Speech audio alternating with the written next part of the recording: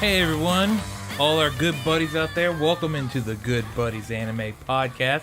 I'm your good buddy Roger. I'm your good buddy Brandon. And we are covering the last 5 episodes of Violet Evergarden on this one. That is 9, 10, 11, 12, and 13. Did you cry? I did not. I feel like I came pretty damn close. I did. This show is what you call emotional Drano. Yeah, these last I texted you and I was like, all these episodes we watched before was the calm and this was the storm. Yeah, you one of your text messages you just said fuck period this period dude period. Like you were so distraught. I was like, I can't. I was like, what sad sack wrote this shit? It's so good though. It is good, but so man, good. a couple of these episodes hit really hard. Like, oh, well, it's sad, but it's also kind of uplifting, but mostly sad. Yeah, but some of those don't have any uplifting to them. I don't know. I mean, I guess they got their letter, but I mean, that's the thing. Even the one I'm thinking of, which would be episode, let's see, 13, 12, 11, episode 11. Mm-hmm. Even that one, like, definitely had the biggest bummer of an ending, but yeah, it still ended with them smiling and saying thank you. Like, yeah, that was good. I didn't feel thankful, dude. I felt burned. I certainly, well, you're burning. Yeah, I feel like I was Roger. burning. Your body is covered with the invisible burns. But yeah, it was a very good stretch of episodes, very good finale.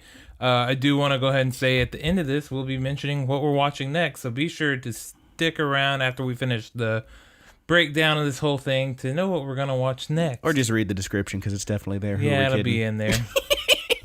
All right, well, before we get into all that, let me ask you, bud, what have you been watching? Well. Oh, no. Well. Oh, no. So I said last week I watched that Berserk movie. I was like, I really want to get back into all this new Berserk stuff. Mm-hmm. I cleared out those other 2 movies. They were not great? No, those movies as a whole were good. I really liked them. They were true to the 97 series plus a little more the stuff that the 97 series See, I've only seen a couple clips. I don't know any of Berserk really. They were graphic, and once I got used to just seeing that kind of softer screen with the fuzz animation or whatever. Sure. Do you think they did that but like because otherwise it'd be like a really bad rating or something? Did they have to soften it up? I don't know. I don't think that's so. like their very limited censorship. I mean, no, I think the lines and stuff were fine. The movies weren't censored at all. I mean, there was more bush in those movies than your grandmother's yard. Good God. The way you say that. Please continue. So also there's some fancy dicks and stuff in there. It's Berserk. You got them penises and ding dongs. Berserk is hyper violent. It is hyper sexualized. That's what you get. It's very gritty. Okay. And I mean you're in a world full of demons and things with ill intent and constant war going on. It's a very, very visceral world. And Guts is your super macho guy with a huge sword or whatever, sword. And he sometimes he appeals as a dick, but he's really not. Gotcha. So you finished the movies. We got through the movies, okay? Okay. And it's like, all right, we're gonna see this newer animation, this upped animation. They upped their game. It's gonna be crisp. I do not like the animation as much. Didn't care for it. Okay, so I'm still gonna watch it and still gonna go through. Because the story is still there. But this animation, so they do this weird thing. It looks like a Marvel vs. Capcom 3 almost. What? That's kind of what the animation is like. Okay. So in the movies, they would switch between, it was like the 2.5D stuff where you would have some 3D stuff going on, but the faces and all that stuff, they were they were a lot of times 2D. Okay. This one it all stays that kind of cell shaded style. I do kind of like the cross hatching and stuff they do across the faces. It makes it look unique. It is definitely a unique looking show. Okay. But it also looks like a sharp 3DS game. That sounds weird, man. It is weird. You would have to see it to really understand it. But what I don't like about it is on Verve, you can watch the Crunchyroll or Funimation version, and both of them are censored. That's crazy. And I do not like that. That's crazy. I could see the argument being made that, like, well, they don't need to show all these dicks and these boobs. And okay, we're beyond the time of not coloring in nips anymore. We're beyond that.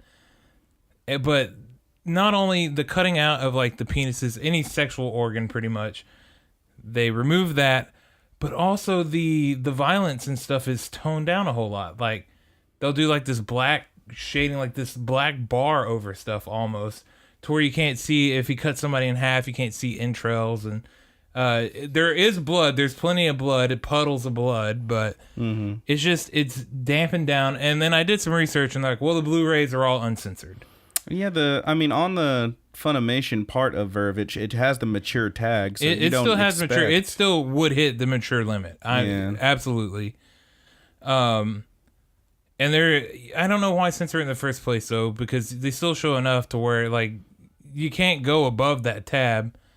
I guess it's, at some points, you could consider it near hentai level, but it doesn't quite break that. Christ.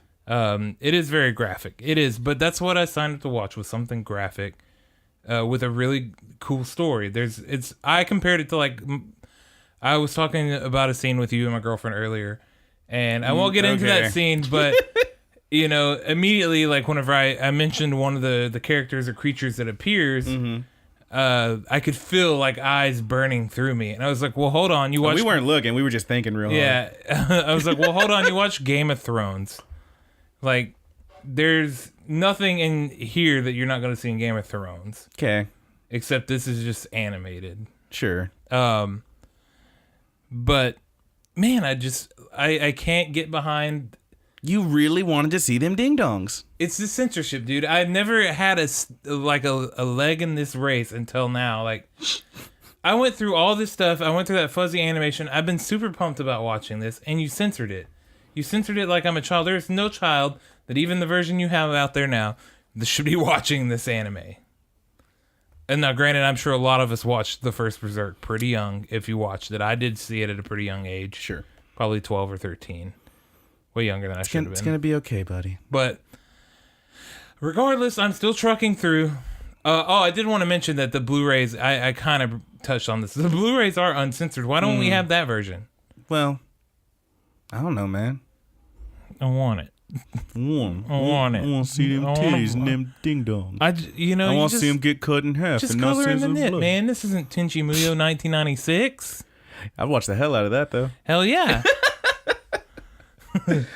Okay. I could spank my monkey to it then. Jesus but Christ. I can't now. Roger. So I've been watching Berserk. I watched the new episode of Megalobox. Very good. I need to watch the new episode of Full Metal Panic, but yeah, I'm on that same stuff. Okay. What do you got, big guy? I've been watching a show that is, I told you about it a little bit earlier. I showed you the opening to it too. It's super cool. It's fucking adorable. It's available on Amazon. It is airing now, so new episodes coming out every Thursday. I don't know how many episodes there are going to be, but right now there's like 7, I think, 6 or 7. Probably 12 or 13. But yeah, it's called, I would assume 10 or 12 probably.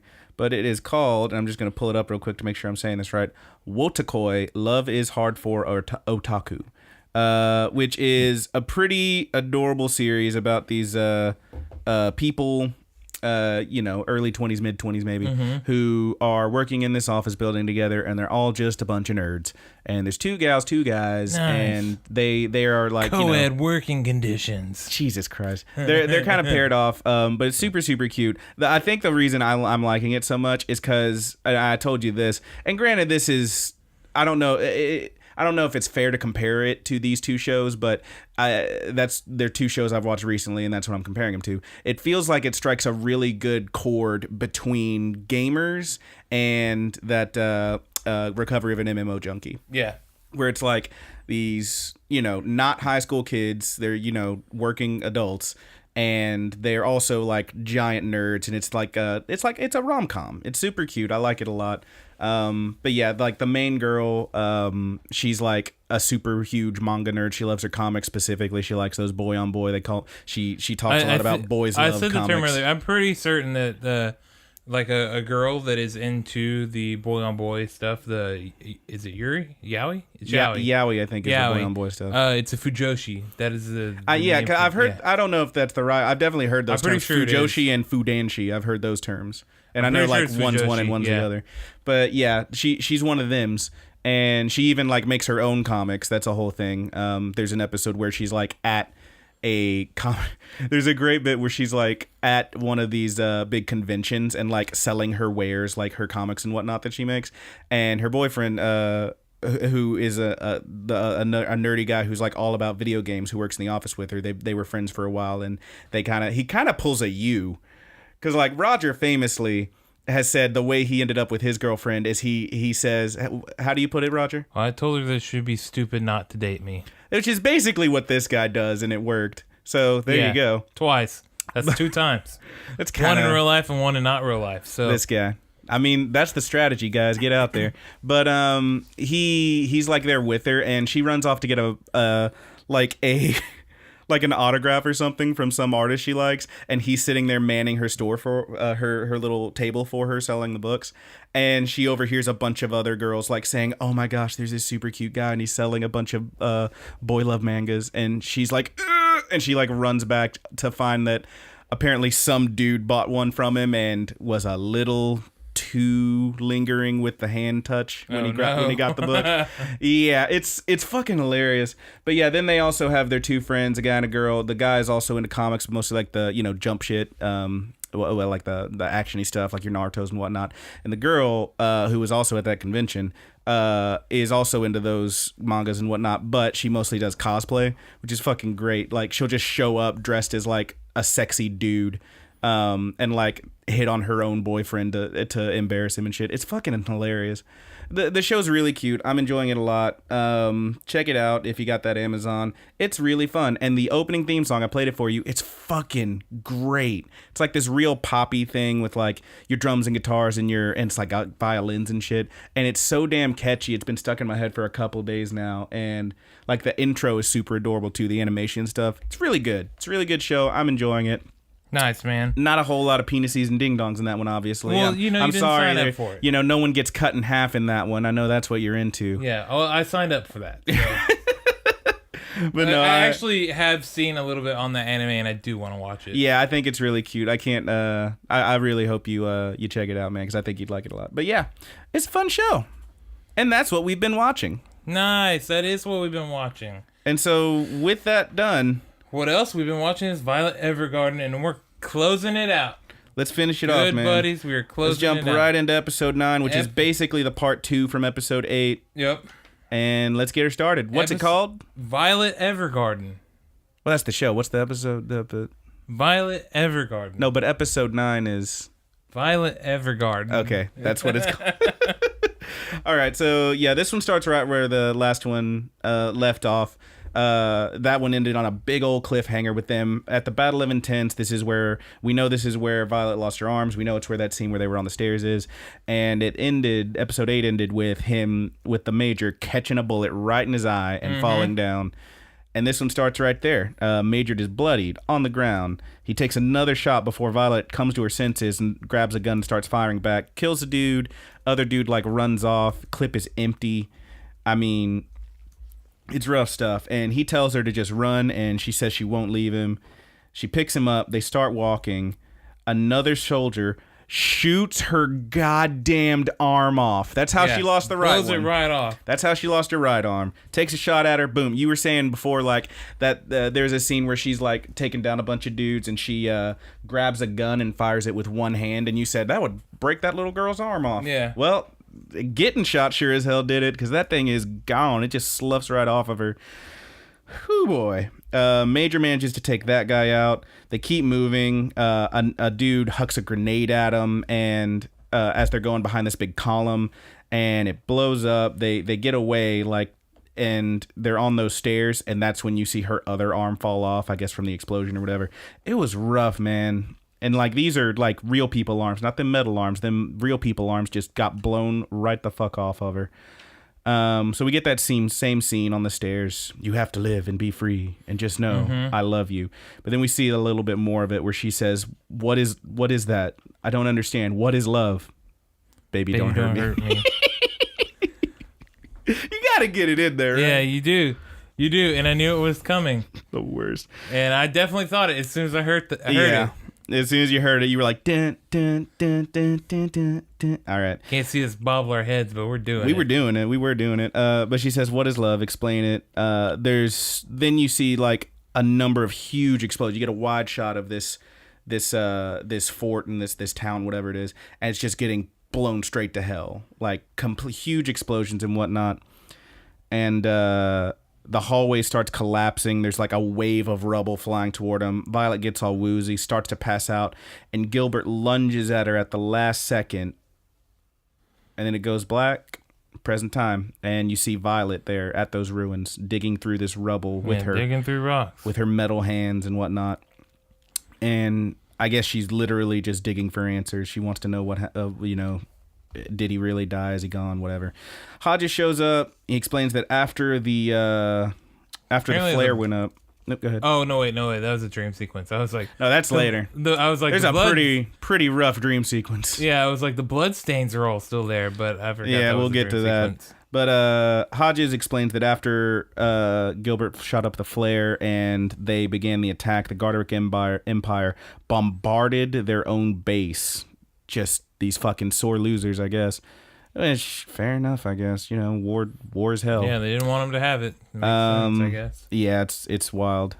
We do see a brief clip there when he explains that of this dude with this weird splotch on his face, like a birthmark thing. Yeah. We meet him later.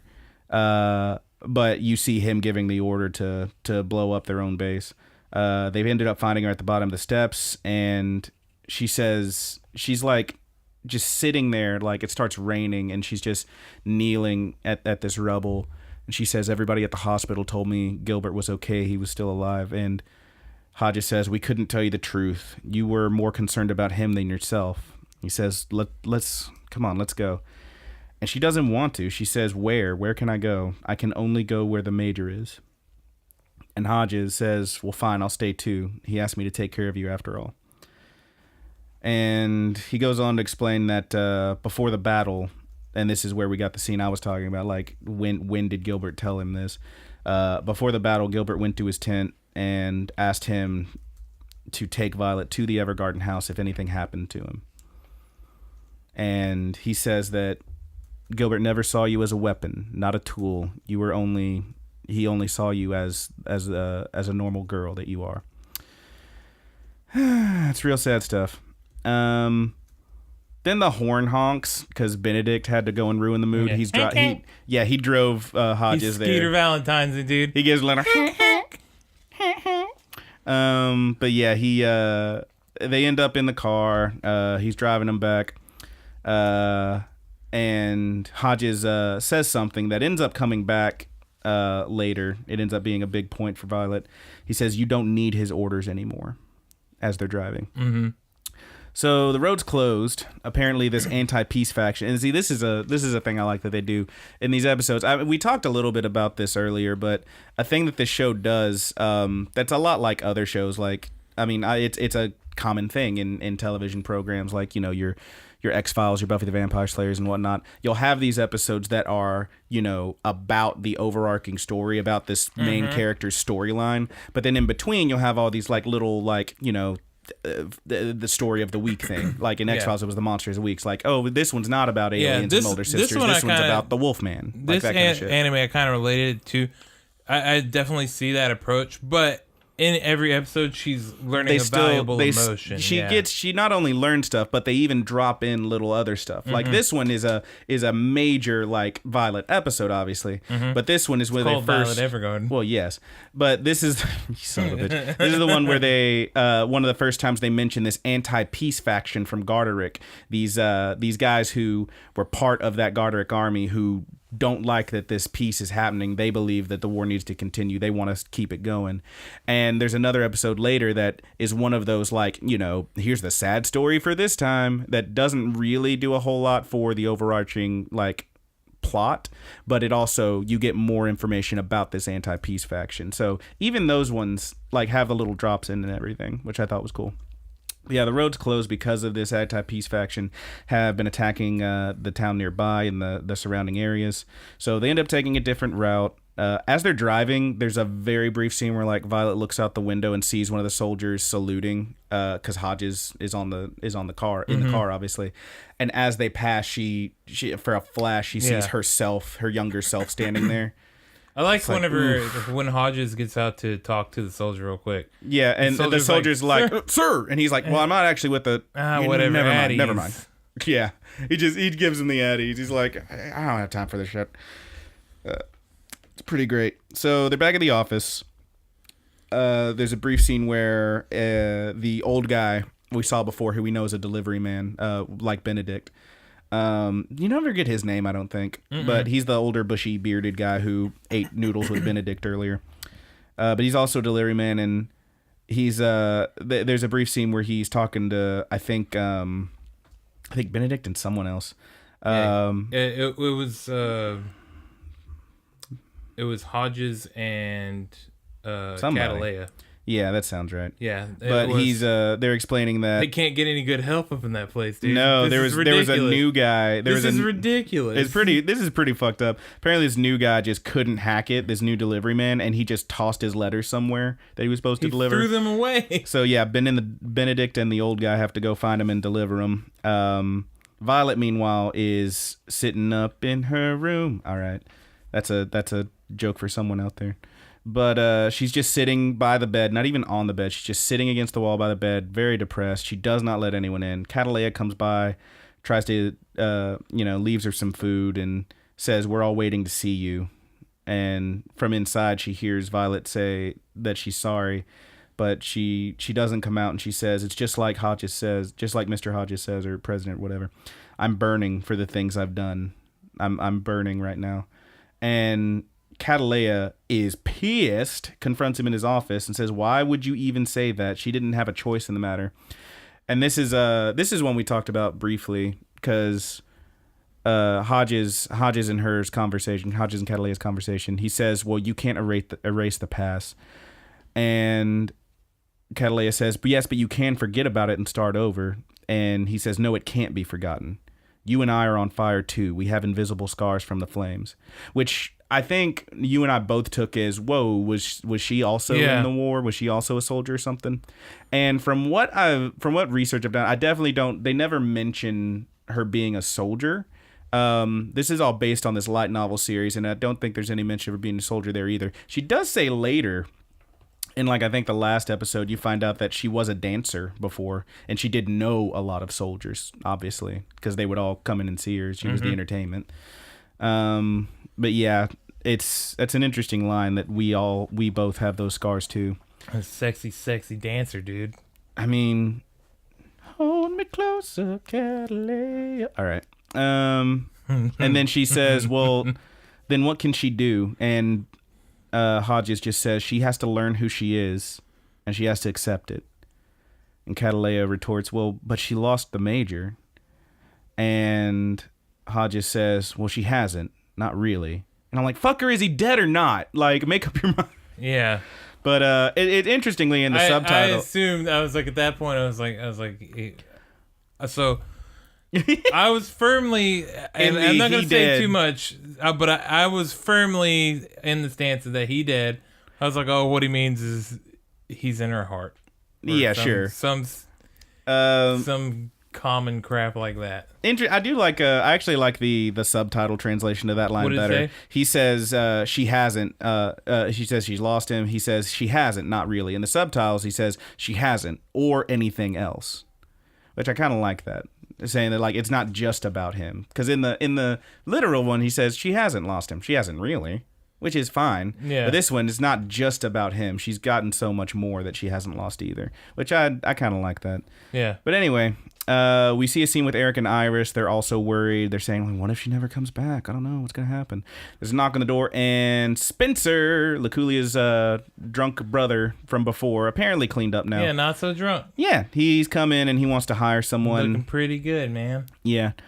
And he just says that he wants to hire someone to write a letter for him. And then we cut. Violet is back at those stairs again at Intense, and like you said, the bloodstains are there. Mm-hmm. And this time she's dressed in her doll in her doll dress and everything. She's not like in her. Most of the time when we've seen her on these stairs, she's in her military outfit with no arms. This time, she's dressed as a doll, and she hears a voice say, "What's the matter?" And it's Gilbert. He's sitting there right where he was before. And he looks fine. He's got like no blood or anything now. Mm-hmm. And she says she's shocked that he's there, and she says, I know you're alive. And he goes, You're a doll now? And all of a sudden his face is bloodied. And he says, and blood starts running down his face and down the stairs, just pooling on each stair before it drips down to the next one. And he says, you write letters that connect people and bring them together? And she looks down, and her dress is soaking up this blood, and her hands are covered in it. And she's just like so scared for a second. There's blood everywhere, and then she wakes up. It was a nightmare. It was fucked up. I mean, that's literally D3's line. Mm-hmm. You know, it was fucked. But yeah, the shit's obviously getting to her. She understands what it means to be that she's on fire now, and she is really feeling that heat, clearly.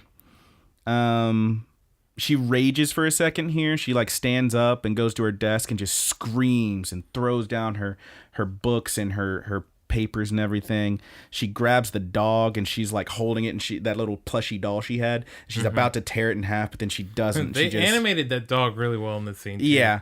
And like you can see the distance between the like on the eye where it's painted on the top. Yeah, it was super cute. And there's like a gap in like in the, it was really acrylic good or whatever. But yeah, she grabs it, and then she just like falls to her knees, and then she puts it down in front of her and puts her metal hands around her throat and tries to strangle herself, but she can't. Either she can't or she doesn't, but she stops. Well, you can't kill yourself like that. I don't know. With metal arms, you might be able to. Yeah. At a certain, I mean, maybe. I don't know. Because I know you can't. Cranked them to where they wouldn't move or something like that. I thought about that. I know you can't just like strangle yourself. You'll pass out first, and then your hand relaxes. But she tried it, but she doesn't even pass out. She just stops, and she starts crying, and she says, "Please tell me what to do. I need your orders. I need your orders." Talking to Gilbert, obviously. A little bit later, there's a knock at the door, and that old man is there. And he says he's got a letter for her. And she says, "Oh, you're still delivering so late?" And he explains, he tells her about the lost letters and whatnot. And she says, "Well, where's Benedict?" "Oh, he sprained his ankle. It's those boots he wears." And we get to see those crazy high-heeled boots he wears up from. Those fucking Bayonetta stiletto boots. Yeah, they are ridiculous. Oh, my God. So you do see them briefly in earlier episodes, particularly when he talks to Violet on the street, because he's on his bike and you can see like his whole outfit very clearly. But yeah, my dude wears these like knee-high fucking stiletto boots, maybe to make him look taller, maybe because he's just a fashion fucking icon and I love him. But he also, what I think is more striking than those fucking boots are those goddamn pants. Because my dude wears these tight, like green, like military leather pants, and they have a split that starts at the knee and it goes like in a split up the pants. And then holding them together is like these just crossings. It looks like a what do you call it? Like a corset braid, like to hold them together, going behind that split to hold them open. And it looks like he's just wearing fishnets and some sweet, sweet boots. My dude has a look, and I love it. But anyway, he's got a really bad sprained ankle because of these goddamn boots. I would hate to deliver Mel in those boots. Yeah, but he makes it work. Boom, yummy. Does he make it work? Apparently. I mean, he sprained his ankle, but he makes it work up till now. Yeah. There's actually a great scene where he talks about how his ankle sprained, and he's like sitting there with his boot off and his foot like up on a stool or something, and Cataleya's there like putting a compress on him, like, you know, putting something on his swollen ankle, and he's just like, and she looks at him and she goes, and then just like pushes it real hard, and he's like, ow, ow, ow. It's really cute. But yeah, the old man explains like that all that's happening, and he says he starts to leave, and then Violet comes and helps him. She wants to help deliver the remaining letters since Benedict is hurt. And she delivers one. You can hear people inside like so happy that they got a letter. And he says, each one contains someone's feelings, and each one deserves to be delivered. And that touches her. And then afterwards, she reads the letter that she got from Iris and Erica. And they just briefly explain how worried they are. And they say that we're waiting for you. Which is the same thing Cataleya said earlier, which, yeah, it all blends together. They mention that Spencer came by and wants to write a letter for his sister, to thank her and apologize. And that he will only talk to Violet because, of course, she was such an instrumental part in their relationship. Yeah. So it's the next day. Violet, is at Spencer's place and writes it for him. Spencer says, thank you so much. He explains that he's got a new job, and it's all thanks to Luculia, so he wanted to thank her. And Violet says that she wasn't going to do it, but she came back because of that letter that she got. She says, it was the first one I received, and it made me see how special it is to get a letter. And as she walks back, I really like this series of things that happens. As she's walking back, she sees a man reading this paper, and on the front of it, the cover story is about Charlotte and Damien, the prince and princess, who she helped him get together with her writing. And there's a picture of them, and as she keeps passing, and she sees these ads for Oscar Weber's new play, which is she like bows to him. It's really nice. But yeah, she continue, and then as she keeps going, and she stops at this flower shop, and there's a pot of violets on display, and she bends down and she remembers Gilbert and remembers him giving her that name and telling her that you'll grow into it and you'll be someone worthy of that name and not just a tool. And then she's got this newfound resolve. She runs to the office. She runs in, and everybody's like, "Oh, Violet!" And she just runs straight upstairs, straight to Hodges' office. And she says, "It's just as you said. I had burns all over my body. So do I have any right to be a doll?" And she continues, "Do I have any right to be alive? To keep living?" And he hears this, and he starts tearing up, and he starts crying, and he says, "You can't erase the past." Although, and then there's all these flashes. You see Spencer giving Luculia the letter that Violet wrote for him, and you see Charlotte and Damien sitting together with a pile of letters that were for them. You see Weber watching the play from backstage. He's watching it being performed, and you see Leon, our good little astronomy boy, climbing this mountain, and he looks up and he sees this just beautiful starry sky. And Hodges continues, he says, "Just know, everything you've done as a doll won't disappear either." And I like that a lot. Mm-hmm. You can't erase the bad things you've done, but the good you've done stays too. And that's good. Can't be undone. Everything stays. Yeah. Right can't be undone, but all the good things can't be undone as well. I liked it. It was really good. It was very good. It was very touching. You could see Hodges cry a little bit. It's beautiful. And that was beautiful. Violet Evergarden. And that was episode 9. And we can just stop there, right? We don't have to do these next two that are very, very sad. You were really bummed out about it, more than I thought you would be, for sure. Like, oh wow, this is sad. Like, don't get me wrong. I'm not ragging on you because I straight up cried at these. You say you didn't even cry, but damn, these really hit you. It sounds like. I think it's going to take a little bit. I mean, they had me reeling with this, but it's going to take a really good punch to get me to cry. All right. But this was. If you want to pick me up, man, check out that Wotakoi show. This was close, man. Like they hit me pretty good. I could feel feelings. As I said, I've watched these Saturday just to get the feel for them, and then again on Thursday to like take the notes. Mm-hmm. And I cried both times on this next one, episode 10.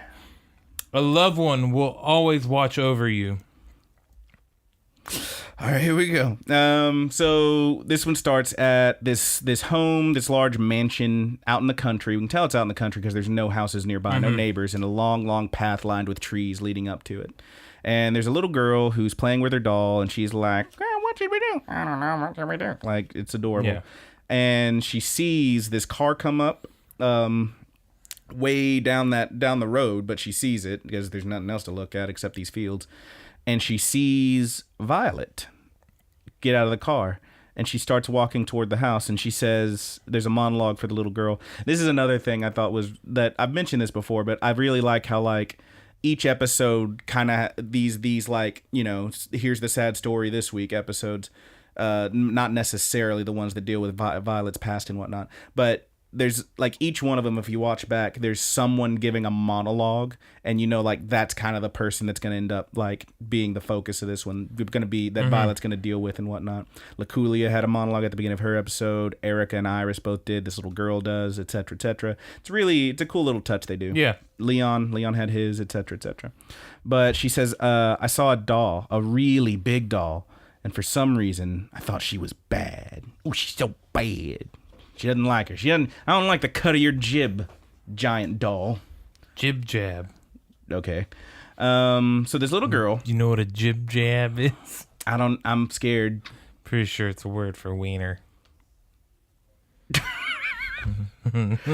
Roger, everything's a word for wiener if you're as gross as us. Yeah. I mean, every time before we start an episode, we're like, got to get all your penises and ding dongs out. And there you just go throwing one out. Like, yeah. I thought we got these out before the show. But I mean, the penises and ding dongs are a metaphor for everything. All right. It's all penises and ding dongs in the Good Buddies universe. I don't know how to feel about these statements. You like it? I don't know. I'm scared. Anyway, nice one. You spilling water now? The condensation on my Brita. Come on, dude. It got stuck to the. Yeah, we're gonna flip it over. Stuck to your badass Nintendo cartridge coasters. Yep. Jesus fuck. All right. So this little girl, we find out her name is Anne.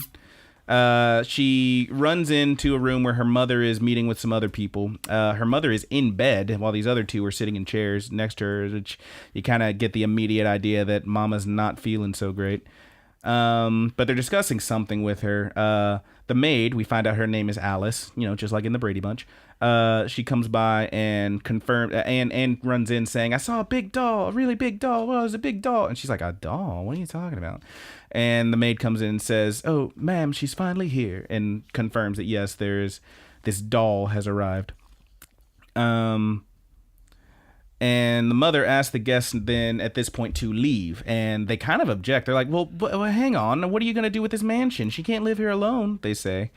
And you don't really know what they're talking about, but you get the idea that mama is sick. Yeah. And she ain't doing too good. The description for this episode on Netflix kind of gives that away for up front anyway, but I mean, you find out pretty early, so I guess it doesn't matter. But yeah, it describes a terminally ill wife of a war hero or something, and her daughter, and blah blah blah. Anyway, so the mother and the daughter come out and greet Violet, and Violet does her little introduction. Violet Evergarden, auto memory doll, like that whole thing. Mm-hmm.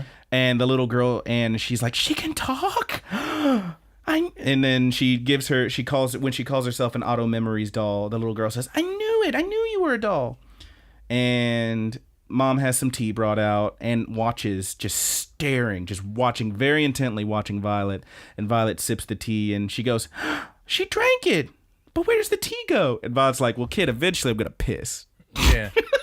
She keeps saying that I'm going to expel it from my body. And it will return to the earth, is what she says. But basically, she's like, kid, one of these days I'm going to have to piss. This happens twice, and it's funny both times to me. Yeah. Even though one of them's at the end, and then I immediately started crying because that shit happened. But she says, eventually it will be expelled from my body and returned to the earth. And Violet, we find out, has been hired for 7 days. And she says, well, where do you want to begin, ma'am? And mom says, well, let's go to the sunroom. It's very nice in there and very bright. The sunroom is a nice little area that's like, kind of a patio. And there's a window right there that the little girl watches them through. Anne watches them through. And Anne gets kind of bummed out. And she says, well, I could have wrote these letters for you. Oh, dear, you don't know all the big words. Well, who's it for? And Mom says, well, for someone very far away. And she doesn't get any more than that. Yeah. And Anne watches them through the window as they start. Mom almost immediately collapses. She falls out of her chair, and Violet's helping her up. Alice, the maid, runs in. And later, Mom assures Anne that she's fine. I'm fine. She clearly is not fine, but I'm fine. And Anne says, Mom's back in bed now, and she says, well, can I stay with you? I'll sing you a lullaby. Well, adults don't need lullabies. Well, then can I just take a nap? Can I sleep with you? And she says, well, no, I thought you were too old for naps. She says, well, this is one time. She clearly just wants to spend time with her mother. It's very sad. But Mom says, well, no, Violet's here, so why don't you go see to her entertainment? And she says, I hate visitors. They're trying to take you away. I'm a baby. It's all very sad. Anne is excited to play with Violet, and she turns it around real fast. Yeah, she turns around pretty quick when she gets to hang out with Violet. And she says, we could play in the garden, or we could play with my doll. And she says, okay, how do I do that? And she gives the doll. She's like, you just like talk to her and take care of her and stuff, obviously. And she just, as soon as Violet's holding the doll and looking at her, the little Anne just starts laughing uncontrollably. She says, a doll playing with another doll? What is this? It's really cute. Rogers just stared me down because he knows where this episode ends up. And I'm like, dude, I'm trying to keep it a little lighthearted. You got to talk about penises and ding-dongs. That's how I keep things lighthearted. It's the only thing I know. Violet doesn't really get it playing with the doll, but she plays along. And Anne gets kind of bummed out when Alice comes by and tells Violet her room's ready, and she goes to get set up in her room. But yeah, Anne spends most of her time just sulking. We see the next day or two where Violet is helping write and whatnot, and Anne's just like, There's no one to play with. There's no other kids. It's just her mom, the maid, who doesn't live there, so she's not even there all the time. And there's Violet now. And that night, Anne goes and visits Violet in her room, and she asks her how long she's going to be there, and she says, well, for 7 days, and she figures that out. She says, well, who's that letter for? And Violet won't say. She says, I can't. It's confidential. I cannot tell you. She says, well, it's not my father. He's been gone for a while. And she explains that her dad died in the war. She says, you know about the war, right? She's like, yeah, I know about the war. Thanks. Yeah, thing or two. Yeah. Do I ever, kid? But yeah, Violet eventually manages to pacify Anne for a bit by telling her about the other doll she works with, Erica and Iris and Catalea and them. And eventually, Anne agrees to go to bed, since a lady is not supposed to stay up all night, Anne. So she does eventually go to bed. And the next day, we see Violet reading to Anne. And over these next few days, she is pretty much like Anne's whole deal. Anytime that Violet is not writing, every moment that she can be, Anne is with Violet and just going, Violet, Violet, hey, Violet. It's pretty cute. And she's like telling her riddles, and they're reading, and they're playing in the garden and all this. And as long as she's not working, Violet is pretty happy to oblige. And Anne watches Violet and her mother when they are writing, and then later in her room that night, she's kind of spying on them as they talk. And Mom sees her at the door and says, oh, hey, what's going on? And Anne comes in and she says she wanted to ask Violet if she would tie a ribbon in her hair. And Mom says, okay, well, maybe later. We're talking right now. And Violet says, oh, well, we can do you mind if we take a break? I feel like she'd be pretty upset if I don't. And so she goes to tie the ribbon in her hair, and Anne is still upset. She's like sitting there with a little kid face on. She says, you're not the person I wanted to tie the ribbon in my hair. And she says, I know. I really wanted my mom to do it. I know. And I want to read and play, and I want to spend time with my mom. And she says, will you please stop taking all my time with my mother? And she says, I can't. I have to finish my work. And she pleads and begs for Violet to at least let her be in there when she writes. But Violet says, no, I can't do that. Well, then who's the letter for? I mean, it doesn't matter. She's like, it's confidential. Can't let you do that. It's just me and your mom in there. We're writing. So eventually it's Violet's last day, and they're making good time. They're on pace to finish all the letters and whatnot that she needs to write. And Mom collapses again, and Anne runs in, and she's screaming and crying. And there's a really pretty heartbreaking monologue here she has where she's yelling at her mom because she just wants to spend time with her, and her mom's refusing to spend time with her. And she says, who is this for anyway? It's not Dad. It's probably some stranger. No one even cares about you. What she means is no one cares about you but me. Mm-hmm. But, man, it's rough. And she says, is this letter more important than I am? And her mom says, no, nothing is. And Anne keeps talking. She says that she knows that she says, I know you're not getting better. You say you are, but I know you're not. I just want to spend time with you. Is this more important than spending time with me? If you don't have that much time left, shouldn't we spend it together? And everyone's crying. Alice is crying. Mom's crying. Yeah, they all crying, dude. Everyone's crying except Violet. Violet stands there kind of stoically and like tries to calm Anne down. And she says, Anne, please. And like tries to pull her back from her mom, who is still like on the ground supporting herself on this chair and table, like because she collapsed. And finally, Anne just screams and runs away.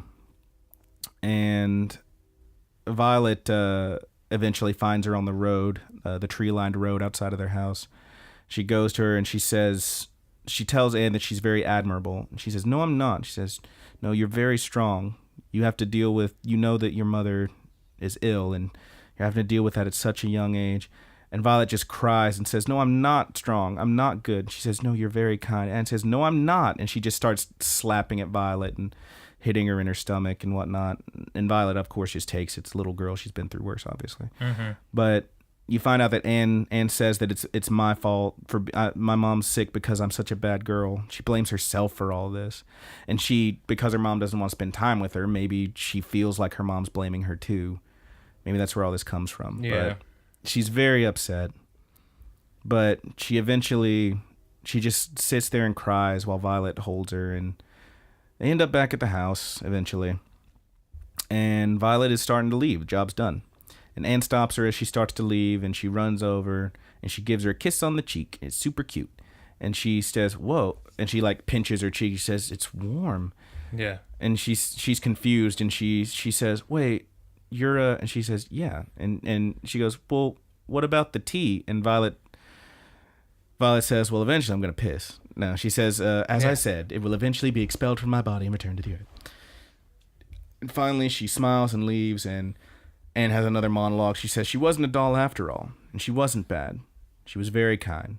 And then Mom calls to Anne and calls her back inside, and we get some scenes here with them just spending all the time they didn't spend together over that week. Yeah. You see the seasons changing, winter, spring, summer, all this stuff. And you see them reading together. They play in the garden. And after each of these scenes, they fade away. They fade away each time. There's a scene where like Anne runs to her mom and gives her a hug, and then they fade away, and there's like everything's clean. You see them in the garden playing together. Like she's got like twigs and leaves and these little teacups while she's like pretending it's food and whatnot. And they slowly fade away, and there's not even the tea or leaves or anything there anymore. And the last scene you get of this little series is the funeral. The funeral. And you just see the silhouettes of all these people standing there. You can see clearly like the little short one is Anne, the maid is right there, Alice is with her. And you see these other silhouettes, these figures.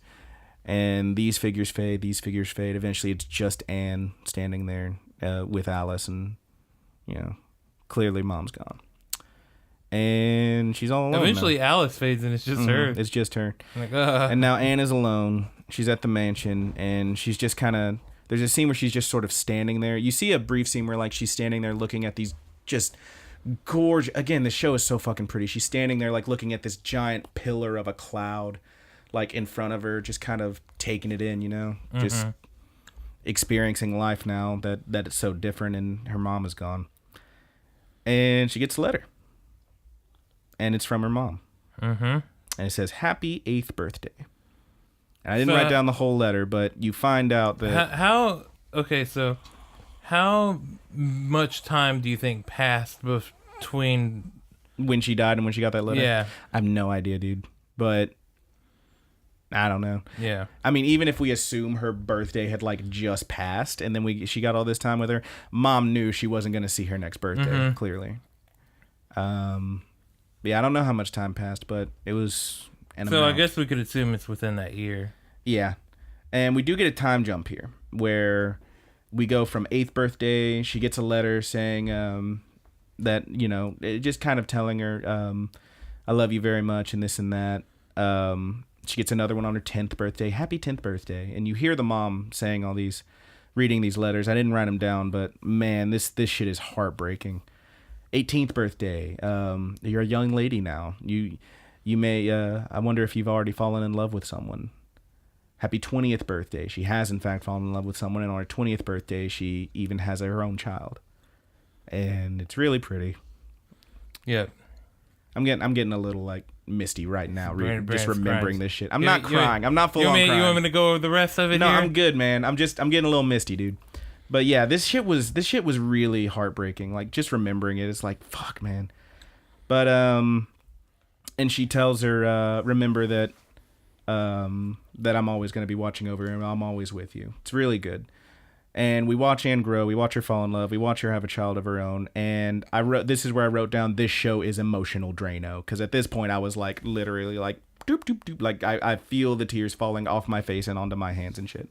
Like, it's fucking rough. You could taste them. They were salty. They were real salty. And then back at the office, after that scene where we got to see the time jump with Anne growing up, back at the office in the present, she has all those letters, 50 in all. And she says that these are to be delivered to Anne Magnolia, of course her name's Magnolia, over the next 50 years. And Iris and Erica in there, they're all there, and they're like, wow, you got so many done. That's crazy in a week. Take her up to 58, right? Yeah. Well, I mean, if the first one was at 8, that would be 57. Okay, 57. Right? So after that, you're on your own, kid. yeah, can you imagine the year that you don't get the letter though? I think that last one has to be like, this will be the last letter. Yeah, I'd probably say this will be the last one, but still, you know, you got to be devastated. Yeah, but I mean, I feel like at 58, she surely like, yeah, she probably like has her own. She's got her own like kid already. If she had a kid at 20, then she's probably got grandkid already. Yeah, you know, I mean, I feel like at that point she's probably good. You definitely, it's not something, it would hurt, certainly. It would certainly be a bittersweet feeling, but at that point, I think she probably, like, understands, like, for sure by now how much her mother cared for her and whatnot. And Violet, as she's standing there, just starts crying. She's crying more than I was crying. I mean, like, huge tears running down her face. And she says, but she'll be all alone. And she says she had to hold her tears in the whole time she was there. And she's finally letting them out.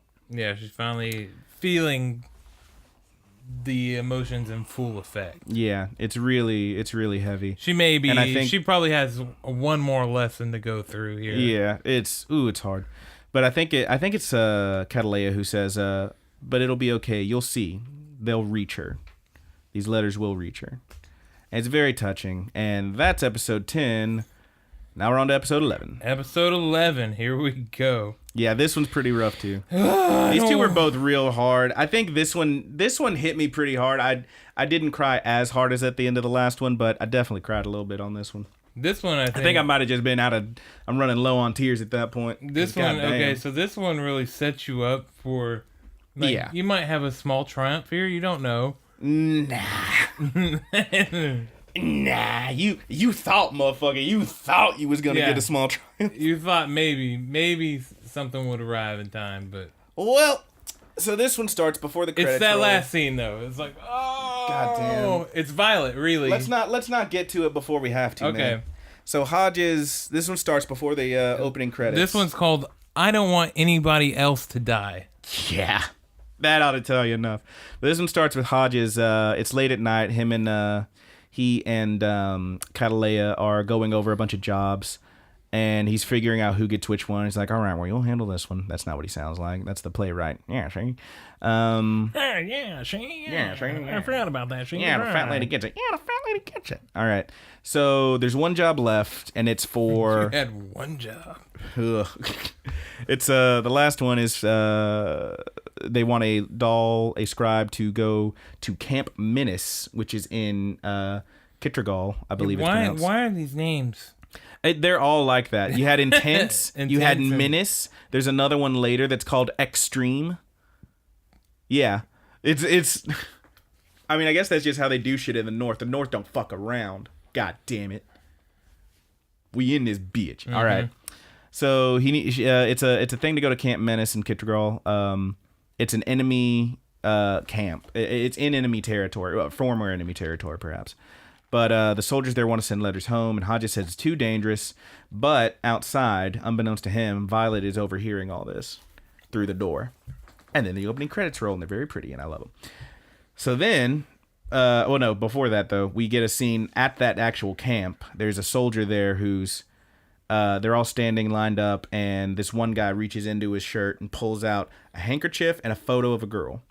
And he looks at, and he's looking at it longingly. At this photograph. And he's...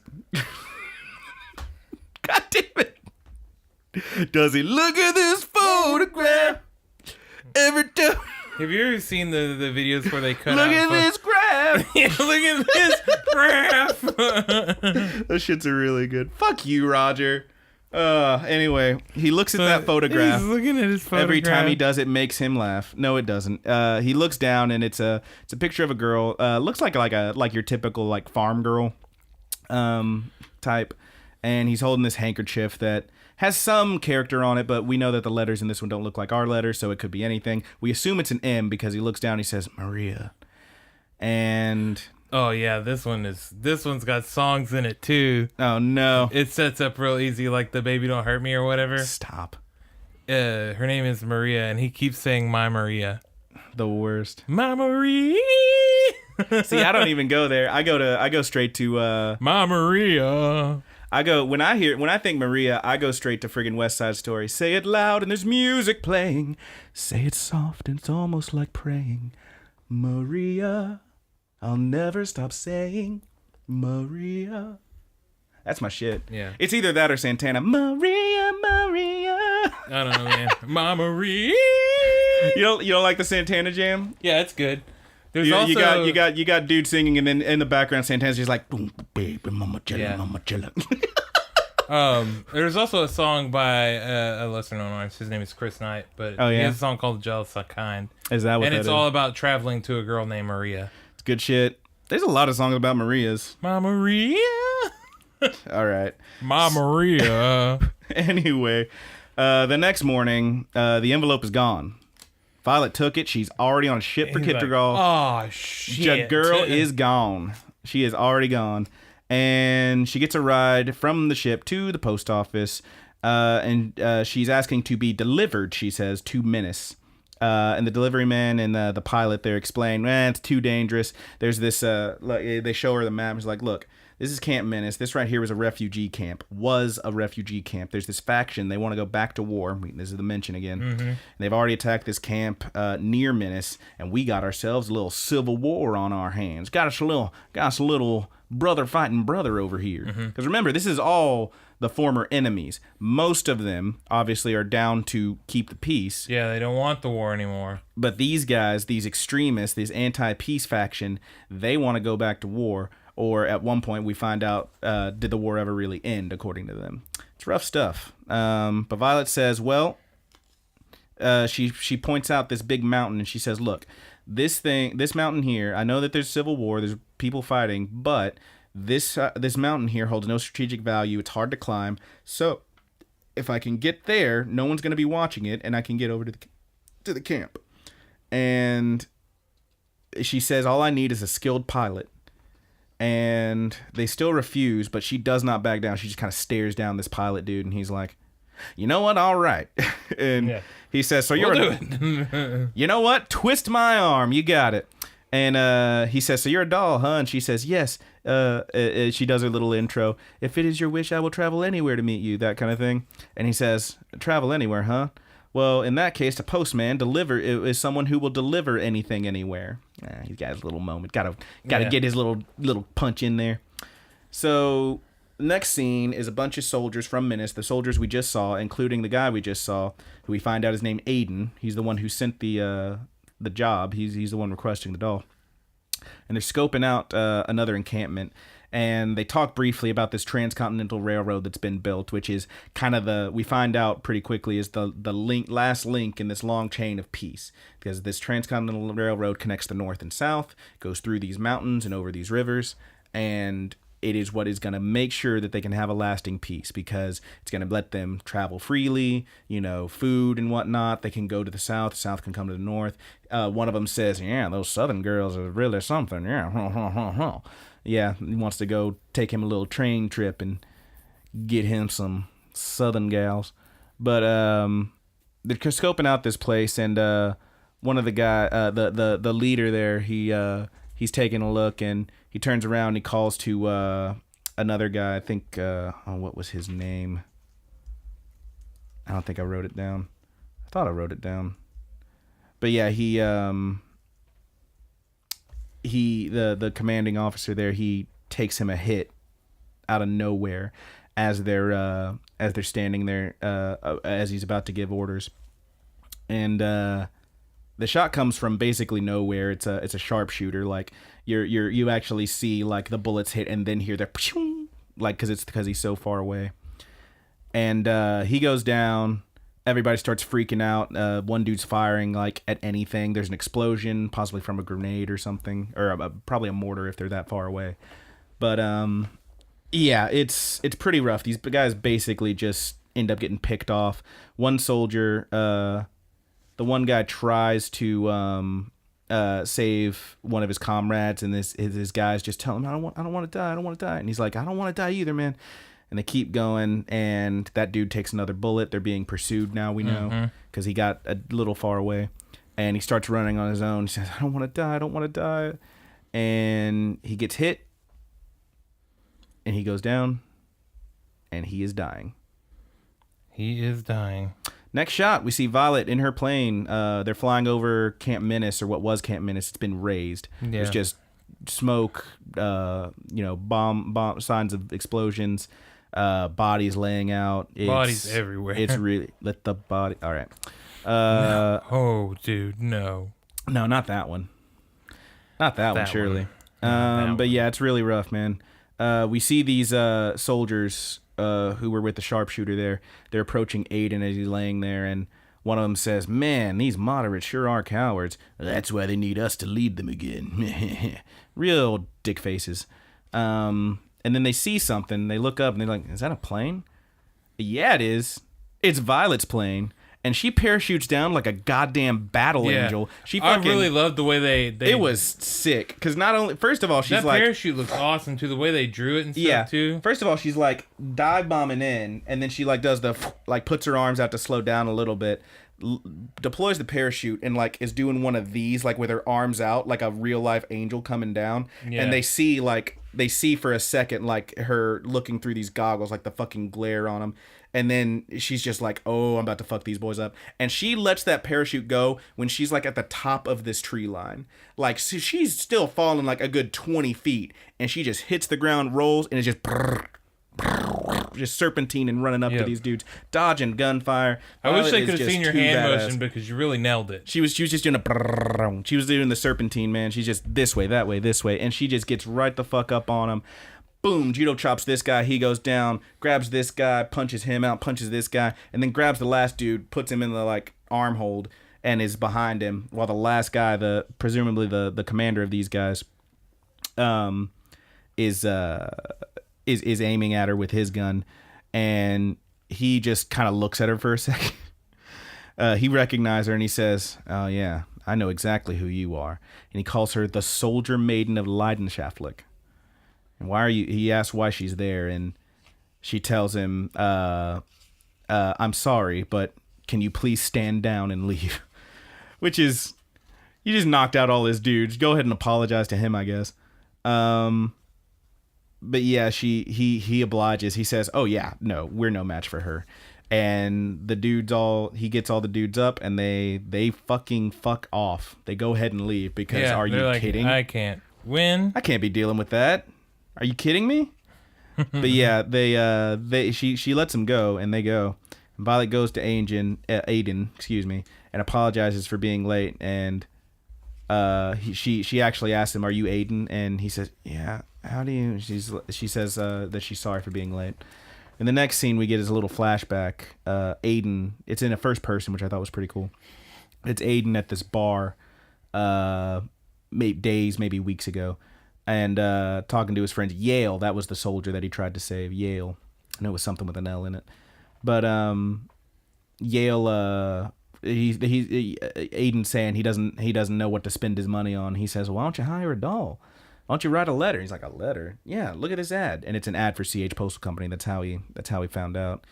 And he says these beautiful girls, they'll come and write letters for you and then send them anywhere. They'll come anywhere.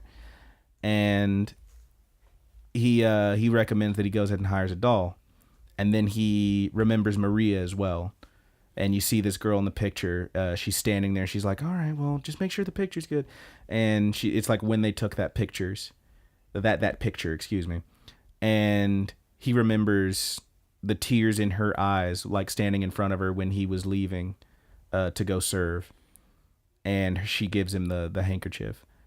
And then he wakes up and he's on the floor of this cabin where Violet has taken him and they're hiding out. And she says that they need to treat his wounds. And he says, "No, I'm not going to make it. Please write the letter for me." And he says, "I'm not going to last too much longer." Mm-hmm. And she doesn't have a typewriter, but she pulls off her gloves and he sees her hands and he just calls them beautiful. And she pulls off her gloves. She doesn't have a typewriter, but she holds her hands out in front as if she's typing. And every word he says, she's moving her fingers and she's memorizing the words just from the motions of her fingers, which is pretty cool. And he says to his mom and dad, and I didn't write the whole thing, but the basics are, he says, "Just thank you for raising me. And if you meet in another life, like if they're reincarnated," he says, "I hope you'll have me as your son again," which I thought was really beautiful. And then he has this coughing fit and he bleeds a little bit. And she's like, "Sir, are you okay?" He's like, I can't. He's having trouble breathing now. And the way they draw him, can we talk about that? This dude looks like he's legit dying. Like, I mean, his lips are chapped, his eyes are sinking in. It hurts to look at. Like, they look. It just looks if you ever watch GTO and they go in those super ridiculous faces, like with the chappy lips. Yeah, where he looks like he's dying. Yeah. He's very upset. They drew this on this guy. Yeah, it looks like just a cracked scar across his face. It's really intense, man. It was kind of hard to look at for me. And I'm like, Jesus, like, you're not used to seeing shit like that. Like, he really does look like he's dying because he is dying. But he wants to write to Maria now. And he talks about how Maria for a second. He said that they grew up together, that she told him she liked him and he liked her too, and he left before they even kissed. Like, nothing ever came of it before he left for the war. And as he's writing, as Violet's writing, he's saying, "Do you remember when you said you had feelings for me? I'd never been that happy before. I want to go home, to be by your side. I don't want to die. Wait for me." And then Violet's still, moving her hands and whatnot, typing, quote unquote. And he says, I can't keep my eyes open. Are you getting all this?" She says, "Yes, I am." And he says, "Thank you for helping me." And he says, "It's so cold." And he says, "Can you hold my hand?" And she does. With her metal hand, she holds his hand. And he says, "Thank you again." And she stays with him and she holds his hand as he's dying. And as he's dying, he sees Maria. He's in a field and he's holding my Maria. He's there with his Maria. And he says, there's a bit where he says, "Mom," he says, "Dad," he says, "Maria," and then you see he mouths. He doesn't say because he's got no breath left, but you see his mouth clearly make the words "I love you," and Violet kind of like sees that and like has a little reaction to it, obviously. And then he's back in that scene with Maria, and he says, "Kiss me," and he kisses Maria. Maria kisses him. In real life, Violet bends down and kisses him on the forehead, and he gets one last thank you. And Violet says she promises that she will send the letters. They will be delivered. And that's it. The next scene, you see just the snow out front of the cabin. Mm-hmm. And there's a little makeshift grave dug with his gun sticking out of it as a marker. You're like, well. Didn't make it. Nope. You knew he wouldn't. The pilot's flying overhead. This is the next day. And he sees Violet just like standing in the middle of the snowfield as he's flying. And he picks her up. And now this is interesting. I thought there's a message sent to the CH Postal Company, and I'm like, all right, so are they like, this has got to be like some Morse code or something, right? Because I mean, it ain't a letter. Mm-hmm. Nobody writing a letter and delivering it that fast. But yeah, this happens a couple times. They just say we got a message from whoever. But he says I got a message from the post office. You see him at the office from the Vandal Post Company. I have your package. I will be delivering her to you. But we do need to make one stop. And we don't see Violet deliver the letters at first. What we see is Maria. And she's like on some farm again. She's like a typical country farm girl. Yeah. And we hear this. Yeah, she got, let's just say it now. Maria got some big old titties. She does. She's built like a brick shit house. There's a scene where dude is remembering Maria, and he sees her like standing there when they took the picture. He sees her like standing in a river, like pulling her skirt up so it doesn't get wet. It was like really like, it was real like, like kids in love kind of shit, mm-hmm. like teenagers in love kind of shit. It was very beautiful. And Maria's there, and you hear this voice saying, "Maria, we got a letter from Aiden. There's a letter for you." And she runs over, and when she runs over, all she sees is the first thing she sees is this doll, Violet, standing there, and in front of her are this man and woman. We know it's Aiden's parents, and they're just holding each other and weeping. Yep. Yeah.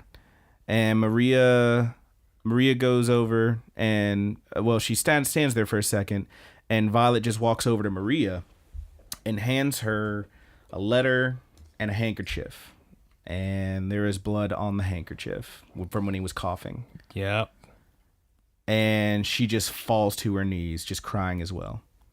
And Violet, just surrounded by these three very sad crying people, just sort of doesn't know what to say. She just looks down, and then she bows, and she turns and starts to leave. And then Mom stops her, and she runs over to her and grabs her.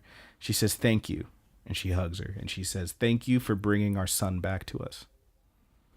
Yep. It's fucking sad. It just gets worse from here, too. It's fucking painful. And then Violet just starts crying as well as Mom's hugging her. And Maria and Aiden's dad are back there, too, and they're both saying, "Thank you. No, thank you so much." And they're forcing smiles, but they're still crying. And Violet starts crying as well, and she says, I didn't. I'm sorry, I couldn't protect him." And she's just weeping. It's so fucking sad, dude. This was a rough 2 episodes back to back. This one, I feel like in terms of like pure like, man, how fucked up, this one takes the cake.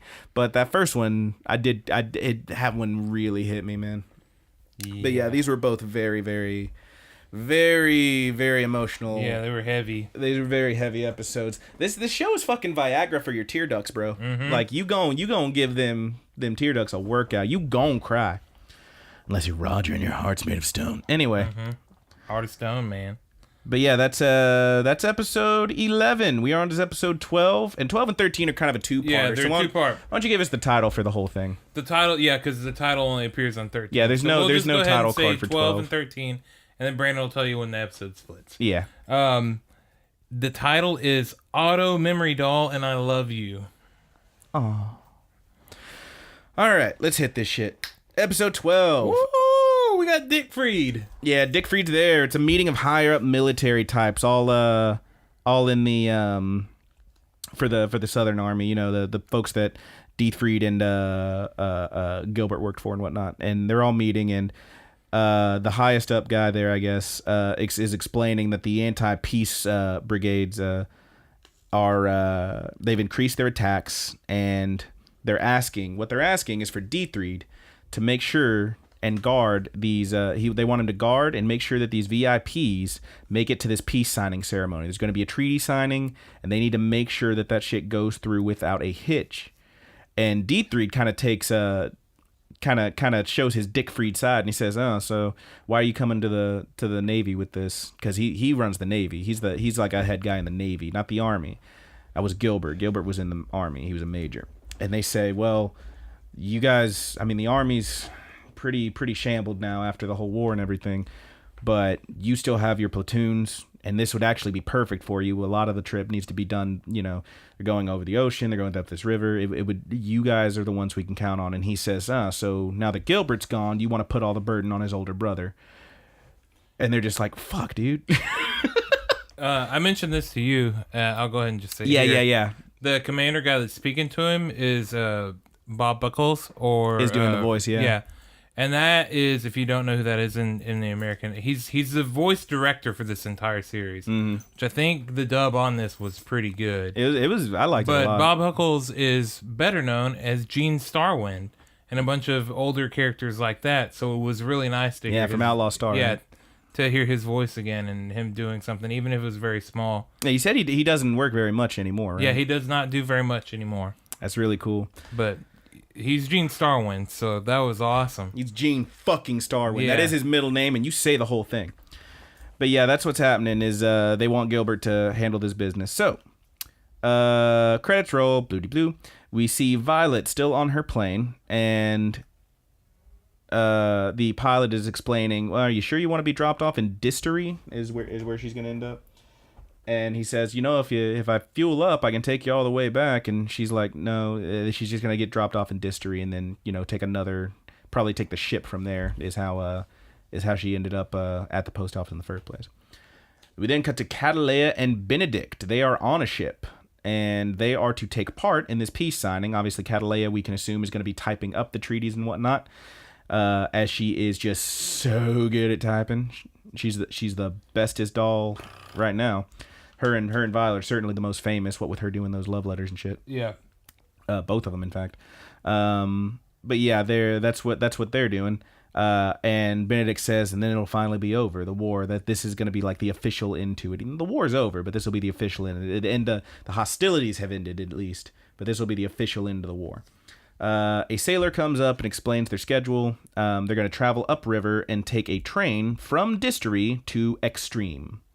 Because they can't just say, this is our town, it's called Happy Place. No, it's got to be Extreme. Mm-hmm. Which, by the way, in the subtitles is spelled Eckstreme. Extreme. It's fucking great. It's extreme. It's Camp Menace. It's fucking intense. Like, you can't just have a normal city. But after explaining all that, and by the way, we do, obviously, if you didn't catch that, Violet is going to be dropped off in Distery. That is where they are going to take the train from. So D3 approaches afterwards and just starts trash-talking Hodges, for one, not coming, for two, leaving the military as soon as the hostilities ended. But upon hearing his name, D3 is one of the sailor who explained the schedule, says, Commander Bougainville, or whatever his title is. And she goes, Bougainville? That's Violet's major. And D3 narrows his eyes at that, and he explains that his job here is to protect this envoy as they head to the meeting place. And he adds on by referring to Violet as a sorry excuse of a human being. And Catalea takes some umbrage with that, and she explains, no, Violet writes wonderful letters, how dare you? And Benedict even says that they've saved people. And D3 doesn't really say anything to that, but he does just stand there looking all, I'm D3, man. Dick Freed. Good old Dick Freed. Old Dick Freed. I mean, he's going through some shit, but he is an asshole. That's what assholes do. They go through shit. Mm-hmm. Shit goes through them. Let's talk about poop for a second. Yeah. Talk a little bit about doo-doo. Anyway, we then get a scene with the extremists in their meeting. We see that guy who we saw before, who was leading them. We find out his name later, actually. But we also see the guy who is leading the extremists as a whole. And it is, in fact, that same fucking guy who gave the order to bombard in tents. The salvo that ended up if not, I still am not going to say he's dead or not, but possibly killing Gilbert for sure. That ended up separating the two of them, Gilbert and Violet. And it is Brigadier General Markelov is what his name is. He's leading these extremists, and we find out he's the one who gave the order to destroy Intense. And their plan, as it is now, is to retake Intense. They're going to cause confusion by destroying the Transcontinental Railroad and then retake Intense, is their plan. Which, Intense is a pile of rubble, dude. Great fucking plan. Anyway. Why you want it? Why you want it? I mean, maybe it's a pride thing for why this guy. Why you want it? The guy, you get a little bit of his... driving motivations later, but he's a little crazy. He is quite crazy, I think. But anyway, overhead we see Violet and the pilot still flying. Violet and the pilot. Hi, I'm Violet. I'm the pilot. I'm your pilot, Violet. They're flying overhead, and he's talking about the railroad down below, the Transcontinental Railroad, which was talked about in the last episode. He says that peace is only possible because of that railroad that connects north and south. Quite literally, is a connection between them. We know that this whole time we've seen all these mountain ranges and stuff. And Tense is actually on top of one of those mountains. And as they're flying later, Violet actually sees it. But yeah, he's explaining the value of this railroad and whatnot. And we get a brief scene with Hodges. He's on the street and he sees a child and their father. And the kid's like, "Daddy, Daddy," and gives him a hug. And then Hodges just stands there for a second under the street light, and he looks up at the sky, and he wonders aloud, "I wonder when she'll be back." Which I only mention, like, it's a very brief scene that has nothing to do with anything. Most likely, I think he's talking about Violet, like, when is she coming back? Because he's on the way back. Mm-hmm. But maybe something else. We'll get to it later. But on the train now, D3 is being informed that there's been some fires that were set along the tracks, and something obviously is up. And Violet, we're back with Violet on the plane, Violet and the pilot, and they're flying over the Grandeza Bridge, which the pilot explains was the final piece that connect the north and south. That bridge is very important. And on the distance, way out in the distance, on top of this mountain, she sees the ruins of Intense, and she just kind of has a brief flashback there of, everything that went down. And on the ground, they look down and they see these pillars of smoke rising up. And she says, "No, it's not just fires. Those are signs of an explosion." And then back on the train, we see a group of the extremists led by that same dude we saw earlier.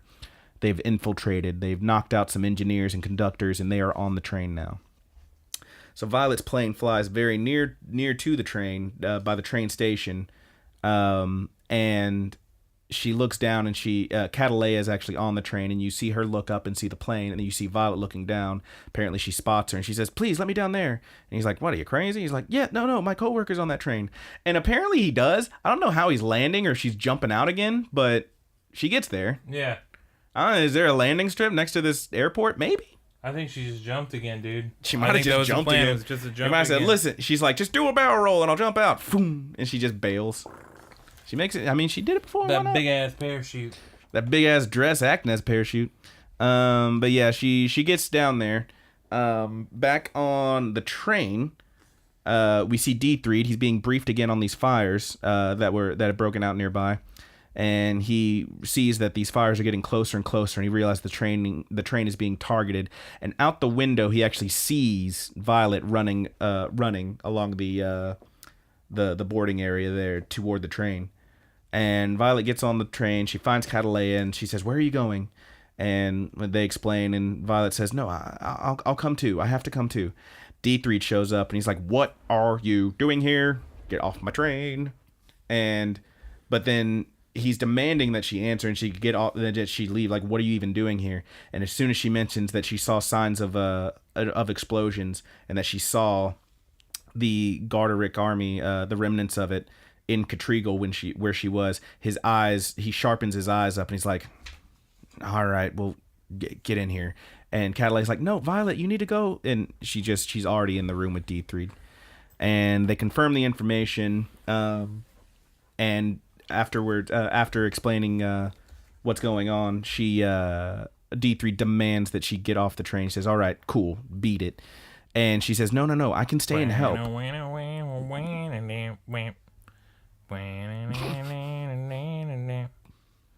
better run, you better do what you can.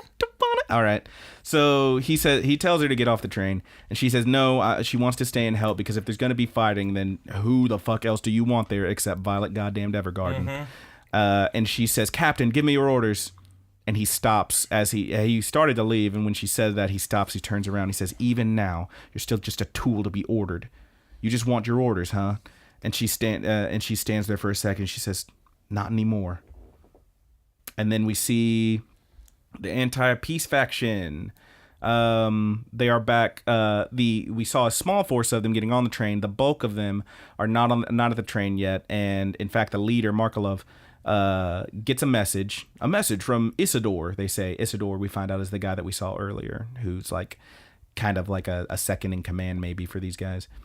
And he reads it. He says, they've already managed to get onto the train. All right. And there's this peace signing group or whatever is on there, the VIPs. All right. So then we're going to destroy that train and make sure that they don't get to that peace signing. And that's the plan.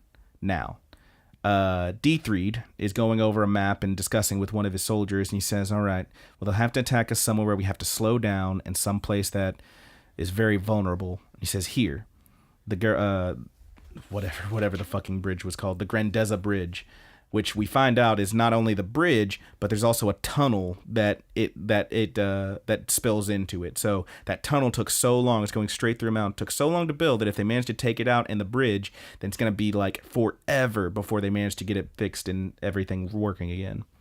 So he figures that's where they'll be attacked. And in another car, we see Violet looking over a similar map, coming to the same conclusion. My girl is ready. She's like SpongeBob from there, dude. I am ready. The fucking worst. So it has the same idea. That night, the extremists begin their operation. The rest of them manage to sneak on before they leave, and they start their fucking business.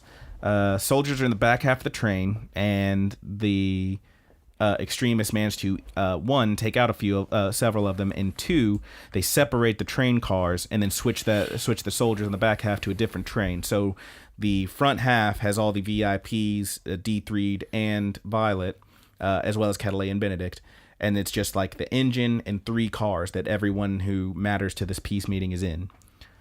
So Violet, as this is happening, everybody's like turning the lights out. Violet reports to D3 and asks him what she would have him do, and he says, just as I thought, you're only a tool. And she says, no, I'm not. He says, yes, you are. If I told you to slaughter the enemy, you wouldn't hesitate, would you? And he offers his pistol. He holds out his pistol with the handle to her. And she says no. She refuses it. And she says, I don't want to kill anymore. She says she won't kill anyone else. She went full Batman, man. She's going full Batman. Well, which Batman? Except I'm pretty sure he kills people. Well, yeah, but which Batman is the thing? Because there's been a lot of Batmans who did kill. You saw the fucking... Did you see Batman vs. Superman? She was cold blooded. Like, he straight up murdered some dudes. Yeah, that movie wasn't good. I mean, but also in the comics. There was one I saw. But I mean, he actively takes the stance that he doesn't kill. Well, it depends. There was a whole... it depends. Lethal force. It really depends. Because even some of the older ones, he straight up murdered dudes. There was one where I remember seeing a thing. It was like after Batman vs. Superman come out, and they were like, man, Batfleck sure to kill a lot of people. They just pretend like it doesn't happen. Yeah. It's rough. Anyway... This isn't the Batman podcast. No, we can start one of those if you want. I don't really want to. I don't know a lot about Batman, but I'll fucking do it. I'm not. I'm okay. Man, fuck Batman. I like the Frank Miller Batman. I'm not a big Batman fan, if I'm honest. I'm not a huge Batman fan either. Because the thing with Batman is that he's Frank Miller stuff, the Dark Knight stuff, sure. And then in that same universe, the All-Star Batman and Robin. Yeah. Oh my God! If you have not read that book, people go read that shit. But Batman I'm can the kind of goddamn Batman. all right, but Batman can kind of go fuck himself, right? Because he like that's the thing is people shit on Superman because he's Superman. He doesn't lose. He's too strong. It's like okay, but Batman regularly beats Superman's ass. Like that's the thing. Batman's the real Superman. Yeah. Even though he's just a normal human, he's just better than everyone. Yeah. Fuck Batman. Didn't you tell somebody at one point? That was our good buddy Jacob, and I made him so mad because this was back like when this was several years ago when like fucking Obama was up for election and shit, and I made a joke. We have a buddy named Jacob, and he loves Batman a lot, and I made a joke that I mean, so it had to be 2014 or 2015. it was before that. This is when he was this had to be like probably 12 or 13 maybe because it was when Romney was still a thing. Yeah, it might have been 13 because but the comment I made it was when I worked at True Love. Yeah, the comment I made was Batman's this rich guy who spends most of his time beating on street level criminals, and he's so wealthy he could just clean up the fucking neighborhoods and shit by pumping money into him, but instead he just whips up on poor people who, yes, they're criminals, but still. And what I said to him is he's basically Mitt Romney, and he got so mad. He got so fucking mad. Anyway, not the Batman podcast. Let's get back to the show. Let's get back to the show. We're getting back on track. We're not smoking crack because that shit is whack. What the fuck, Roger? Did you already have that ready? I just wrote that on. I was off the dome, bro. Yeah, that was what you would call a freestyle. All right, so Violet says she doesn't want to kill anymore. She won't kill anybody else. She goes through the train and she finds Isidore, and she grabs this fucker and holds him up by his throat, and he's like, okay, hey. And he like tries to get in her head. He's like, so what happened with that kid back in Catrigal, huh? And she like she hesitates for a second, and he like pulls a knife out of his pocket and stabs her, and she just like grabs that bitch with her metal hand, and she's like, come on, really? And he's like, he probably died, huh? Not like anyone will miss him. And it's too much, and she just like breaks the knife. And then she starts to actually full on finish him off with just strangling him. But she stops and she sets him down. And she goes, all right, well, thanks for... And then she just decks him. Yeah, she just knocks him the fuck out, dude. It was great. But she ends up on the roof. We also see D3'd go out his window and is going along the side of the train toward the front. And we see Violet go outside, and she's on the last car of the train on the roof now. And she has a face-off with Markolov and some of his soldiers. And two of them run at her, and she just knocks them out like it's nothing. But she makes sure that they stay on the train. And this is a big point in a second. And Markolov says, I've seen that before. And he calls her something different from the last guy. The battle doll of Leidenschaftlich. Was soldier maiden. Now it's the battle doll of Leidenschaftlich. And Violet says, why are you doing this? And this is where you get a little bit of his motivation, which is shitty, but it's his motivation. And he says, we're doing this to get back what you took from us. And she says, you want to start another war? And he says, you honestly think it ended? You and I both have the memories burned in us like scars. Which, damn, I mean, he's got it too, I guess. And Markolov explains that his soldiers were betrayed. They were promised glory, whether it be in life or death. They were promised glory, but instead, his country bent to the will of the South, he says, and they were tossed away. They came back and they were spit on, and stones were thrown at them because they were the bad guys. Because now they had this new idea of peace, and, well, why are these soldiers fighting then? Like, that was the whole thing. It's it's pretty fucked up. Well, I mean, if he was just stopped fighting... Well, yeah, but I mean keep in mind these are soldiers. I mean you can kind of see a parallel between this and like the whole what was it, the Vietnam thing where the soldiers were coming back and there were all these people were like pissed off at him and shit. But yeah, World War II had a lot of bad fallout World War too. II. It's bad shit. I mean, we almost went after World War II. It was less than 2 decades before we were in the Cold War. Yeah, it was a bad time, and that was tensions the whole time. So. Is this the history lesson podcast? I mean, I know a little bit. we I learned all of it on Ancient Aliens. Oh my fucking god! I'm just kidding. God damn it, Roger. Okay, so, but yeah, he says he hates that not only that they it was Metal Gear Solid. Yeah, for sure. It was all Metal Gear Solid, baby. But yeah, he's all pissed off about this and the fact that his own government like ended up giving into the South, he says. Dirty sons of bitches. And the last thing he says is, so what's wrong with wanting to destroy everything? And I'm like, quite a bit is wrong with wanting to destroy everything, you asshole. But okay. Anyway, the rest of the soldiers attack. Violet takes out a couple. She holds her own, but she refuses to kill anyone. When one guy almost falls off the train, she actually stops and grabs him to pull him back on. And then that's when she gets a bayonet slash on her back and starts taking some hits. She eventually ends up just getting taken to the ground. She goofed, man. She goofed. It was pretty bad. But yeah, the rest of the soldiers that she's knocking out start getting back up, and they end up overpowering her. And then her brooch gets knocked off, and Markelov grabs it, picks it up, and he's just looking at it. And these soldiers hold her down. And we see a brief scene while this is happening of D3 in the engine cart. He's gotten there, and he sees all the actual engineers and whatnot have been knocked out, and he helps them up. And he's like, "Come on, what's going on?" And then we cut back to Violet. She's being held down by all these soldiers, and Markelov is standing in front of her, and he draws his sword, and he's holding it up in the air, and he's like about to just get the killing blow. He's about to finish it, and as he starts swinging his sword, ping, a bullet shoots it out of his hand, and it just flies off the train. And right after that happens, he's like, "What?" And then you see, boom, and they're in this tunnel. So we know we're getting close to that bridge. And then from behind him, you see D3, who is standing there with his pistol, and he fires on a few of the soldiers and takes them out. I think he hits Markelov again, and he falls. And then he walks over to Violet and picks her up, and he says, "What are you doing? You're refusing to kill?" And she says the major's orders were to live, not to keep killing. And he says, "You're so weak. What good is a battle doll who refuses to kill?" And then you see him start getting emotional. Siegfried was almost cool there for 1 second. Almost. And then he fucking blew it. He says, "That's why you," he says, "what good is a battle doll who refuses to kill? That's why you couldn't protect Gilbert. That's why he died. You killed my brother. You should die too. Just hurry up and die."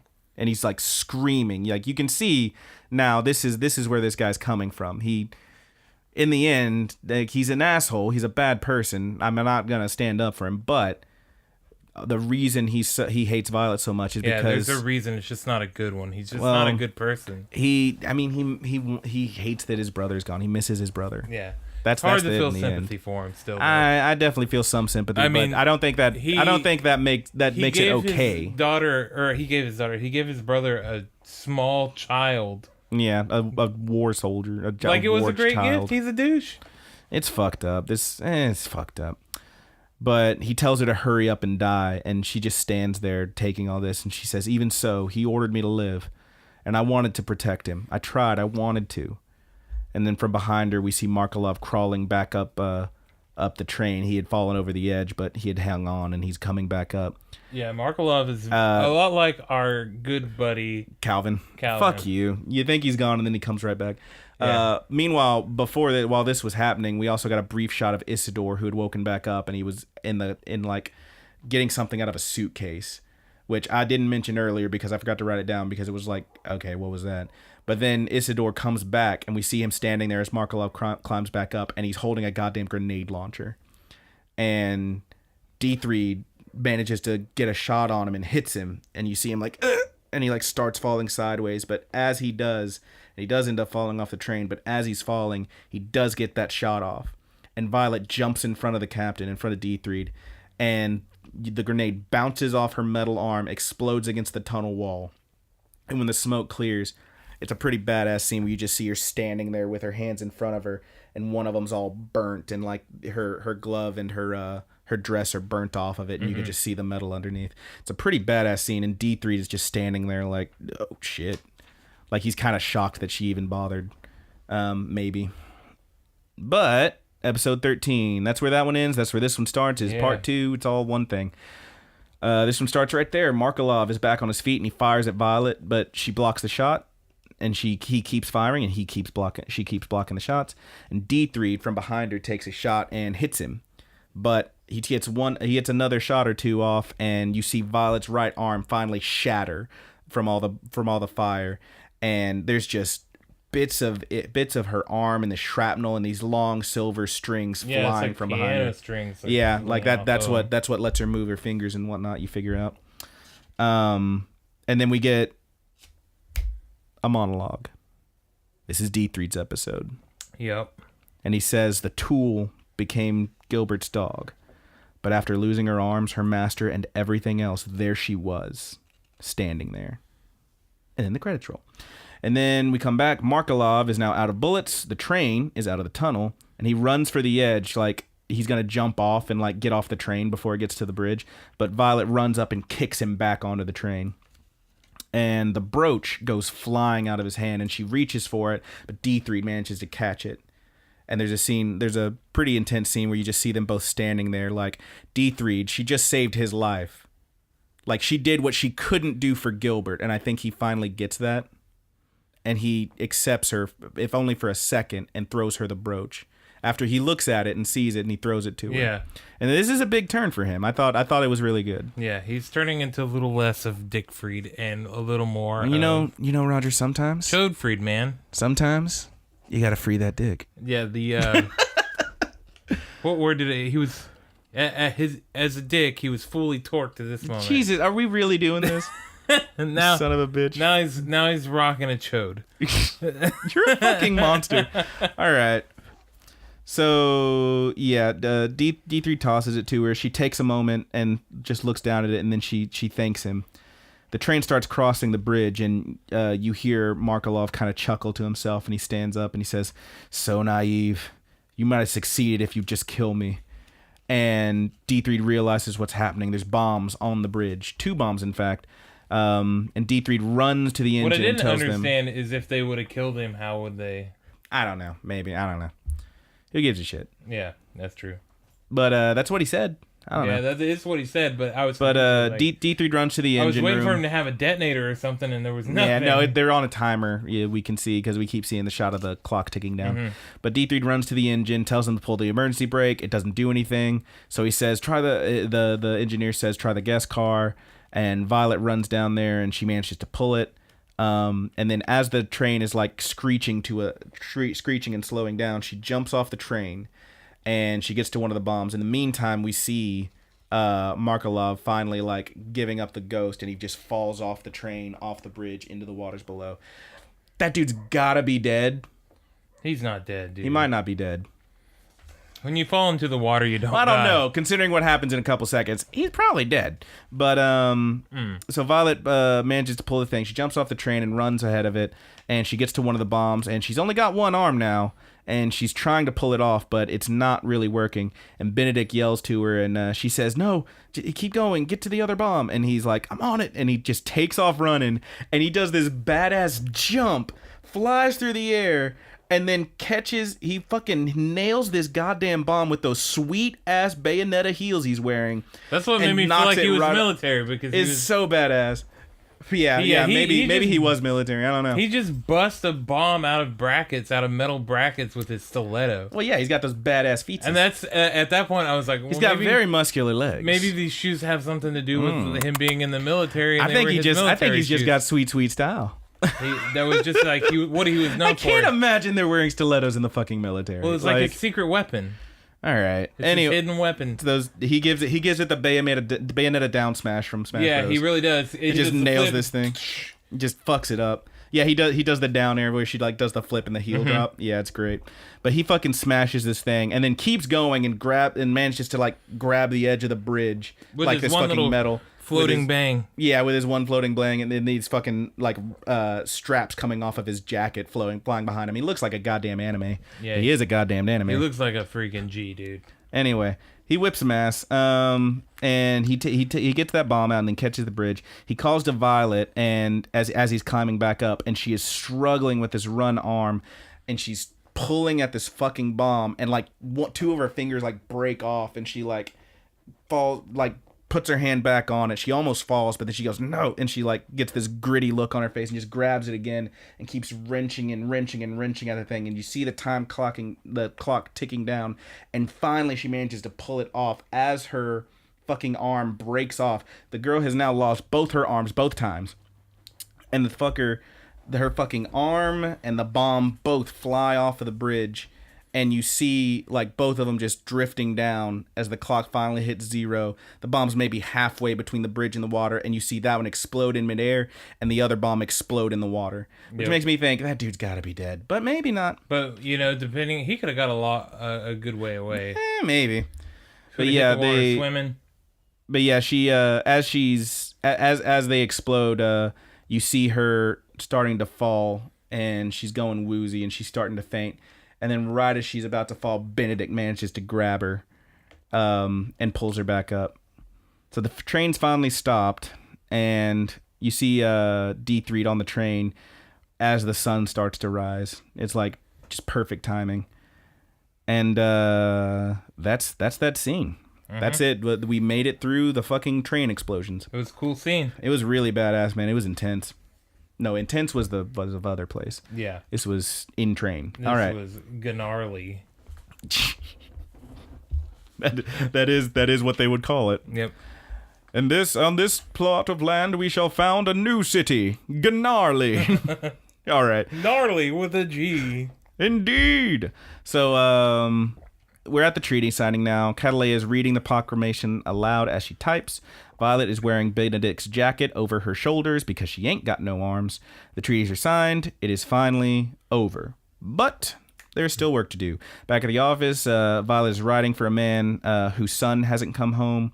And she explains that she understands what he's going through. I understand. Yeah, she says that a few times. She has new metal arms. She is wearing her old dress from before she had the doll dress. Mm-hmm.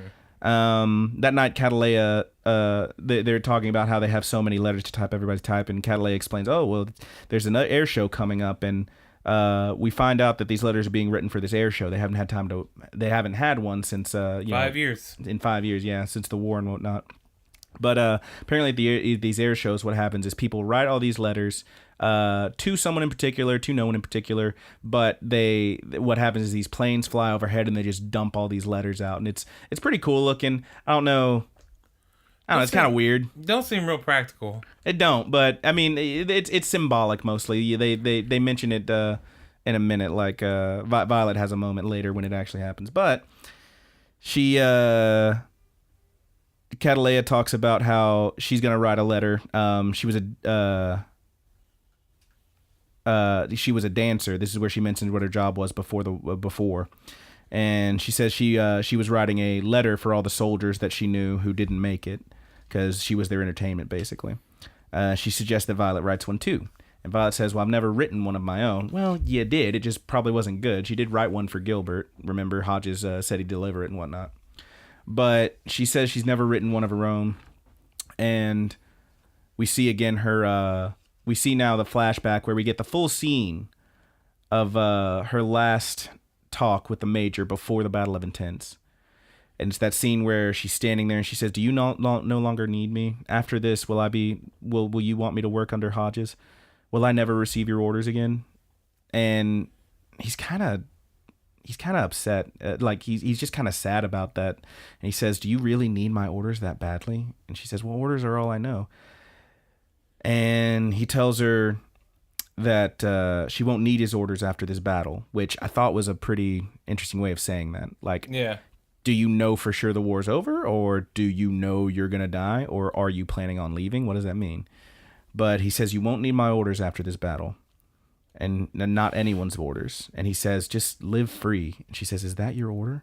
And Gilbert gets a little upset now, and he says, "Why does it have to be an order? Do you think I only see you as a tool? If that was the case, then I would have never taken you in. I wouldn't have kept you by my side all this time. All of this pain is because..." And he stops, and she says, "Major?" And he says, "You have feelings." And he's yelling now. He's screaming at her, which is really kind of fucked up scene. He's saying, "You have feelings and a heart just like I do. If you didn't, what's with that expression? You're scared of me, aren't you? You have expressions.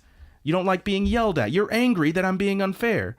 And Violet doesn't understand, and she explains, and she starts tearing up, and she says that she only wants to be told what to do. She only wants his orders because that's all she knows, and that's all she knows how to do anything. And Gilbert says that he hates seeing her act as a tool because he's the one that makes her feel that way. Whether it's intentional or not, obviously, he doesn't want to do that, but that's what's happening. He gives her the orders, she follows the orders, and that's why she's acting like this, because that's all she's ever known. And because he's the one that's making her feel like that, and yet she still trusts him. And he says this line he said before, "You've done nothing wrong. The battle's about to start. We'll talk after." They don't talk after. Mm-mm. But they do not. You kind of get an idea of, like I said before, I didn't know what was going on through this guy's head, like what was going on with him.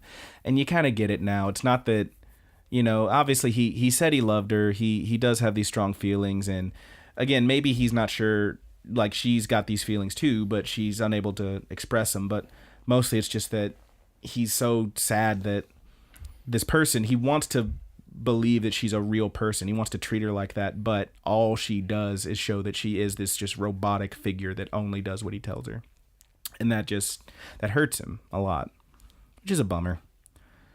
But back at Violet's back in her room, she's sitting at her desk, and she couldn't write her letter. And she talks to Hodges, and he says, "Listen, the deadline's tonight, but if you can get it done by the morning, then I'll make sure it gets turned in, and we can make this happen." And then one of the receptionists comes in, who we saw like for a second earlier. Their names were Noreen and Lillian, I believe. And I don't know which is which. I'm pretty sure this one's Noreen. I tried to look it up, but Noreen comes in and tells Violet that a Mr. Bougainvillea is here to see her. And she sprints downstairs, and she's looking around, and a voice says, "Over here."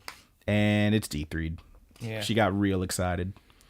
But it's D3'd, and he takes her to the Bougainvillea mansion, his home, his proper home, the real home, where he's never been. She's never been, excuse me. And he invites her in, and he takes her into the room, and he says, "Now, before you see her, I'll let you know that her memory's a bit foggy." And she's kind of confused, and he says, "This is my mother." And Violet meets Mrs., I guess, Bougainvillea, D3's mother and Gilbert's mother, obviously. They're brothers. And she's a thin, maybe frail, silver-haired woman. She's got those same green eyes, just like both of her sons. And she says, she's kind of like, "Oh, who's this?" And D3 introduces her as Violet Evergarden. And she says, "Ah, yes, the one he wanted us to take in. Is Gilbert with you?" And D3 looks kind of like, "Oh, come on." And Violet just walks forward and says, "Yes, he's with me." And she shows her the brooch. And she has the same reaction that Violet did. And you actually see him back to back. They show the clip again. And she says, "That's the same color as my son's eyes." And she says it's beautiful, just like Violet did, even though she didn't know the word. They're the same color as your eyes, too. Well, actually, I mean, when you see the close-up of like her eyes and Gilbert's eyes, they're definitely the same color, but like slightly different shades, maybe. I don't know. Okay. Whatever. The same color as her eyes, same color as her son's eyes, and her other son's eyes. Why not? But yeah, they have the same reaction. And she says, "What was your relationship with my Gilbert?" And she says, "Well, he took me in, he raised me, but..." And she says, "I know. He passed away at the Battle of Intense." And Violet says, no, I'm sorry. D3 says, "Isn't that why you called her here, Mother?" And she looks at Violet and she says, "Yes, it was." And she just looks at her and she says, "It wasn't your fault. You don't have to carry that burden. D3 told me to let Gilbert go a long time ago, but, well, he can't do it either." And she explains that even if he's gone, he's still alive. And Violet's just standing there crying. She says, "He's alive in my heart." And that way she won't forget him. And that she still loves him. And Violet just starts crying, and she kind of pulls a Daniel Bryan through her tears. She goes, "Yes, yes, yes." She just says it 3 times. You with the wrestling. Had to get one in there, right? Yeah. But she does. She says it 3 times through her gasping tears. She says, "Yes, yes, yes." But she's then leaving the house, and as she's getting in the car, D3's standing at the door of the mansion, and he calls to her and he says, "You must live to honor his memory. Live a long life. Now go. That is my final order." And Violet stands there for a moment. She says, and she looks at me. She says, "I no longer need your orders." Boom! Get that shit, girl. Mm-hmm. I thought that was really good. And then we get D3's monologue again. He says, D3 didn't treat the tool I discarded as a tool. This is different from last time. He uses different words. Gilbert. Yeah, Gilbert. Gilbert didn't treat the tool that I discarded as a tool. That's why even though she lost both arms and her master, she will never lose the important things he has given her. And it's really great. So that night, Violet finally does manage to type her letter. And the next day, the whole office is at the air show. We get a few cool scenes here. Luculia is there as well. They're all talking about the letters they wrote. And she says that she wrote a letter to her parents. And Violet says, oh, I'm sure it'll get to them. It's really nice. Iris says she wrote to her future self because she's going to be the number one in Leidenschaft. No, the number one doll in the continent. Oh, Iris, I still love her. She's the worst. She's the best, and I love her. Erica says that they ask Erica what she wrote about, who she wrote to, and she says, well, she's actually developed feelings for someone, but she doesn't say who. And Iris is sitting there like, who? And she doesn't say anything. But then Benedict shows up, and he's like, hey, you guys want to know what I wrote about? And immediately Erica's just standing in front of him going, yes, please. Yes. It's like, come on, dude. So, like, clearly Erica has some feelings for Benedict. It's those sweet-ass pants and boots, man. She knows what's up. But he says that, well, actually, I wrote Hodges. And Erica and Iris have mini heart attacks when he says that. It's pretty adorable. They're both like, what? But he says, yeah, that I'm going to be the boss one day. And Hodges is like, you son of a bitch. And then Catalea. You dirty rat. You dirty rat. Yeah, see? He's like, you wrote something like that? And then Catalea says, oh, really? Oh, why don't we see what you wrote about? And she pulls out a piece of paper and she says, to Papa's future daughter. And he goes, what? No. And he like tries to grab it from him, but Benedict holds him back. And she reads, she keeps says, reading. Hold on, Papa. Yeah, she says, she does say, oh no, hold on, Papa, I'm still reading. And then Benedict in his ear just goes, Papa, which is a really great scene. He's like just real sensual in his ear. He just goes, Papa. The subtitles all say Daddy, which makes it even better. Oh man, it's so fucking good. Oh, I wish they'd have said Daddy. But she keeps reading. I didn't write down the whole thing, but it's like, Papa's waiting for you to be born, and I can't wait to see you.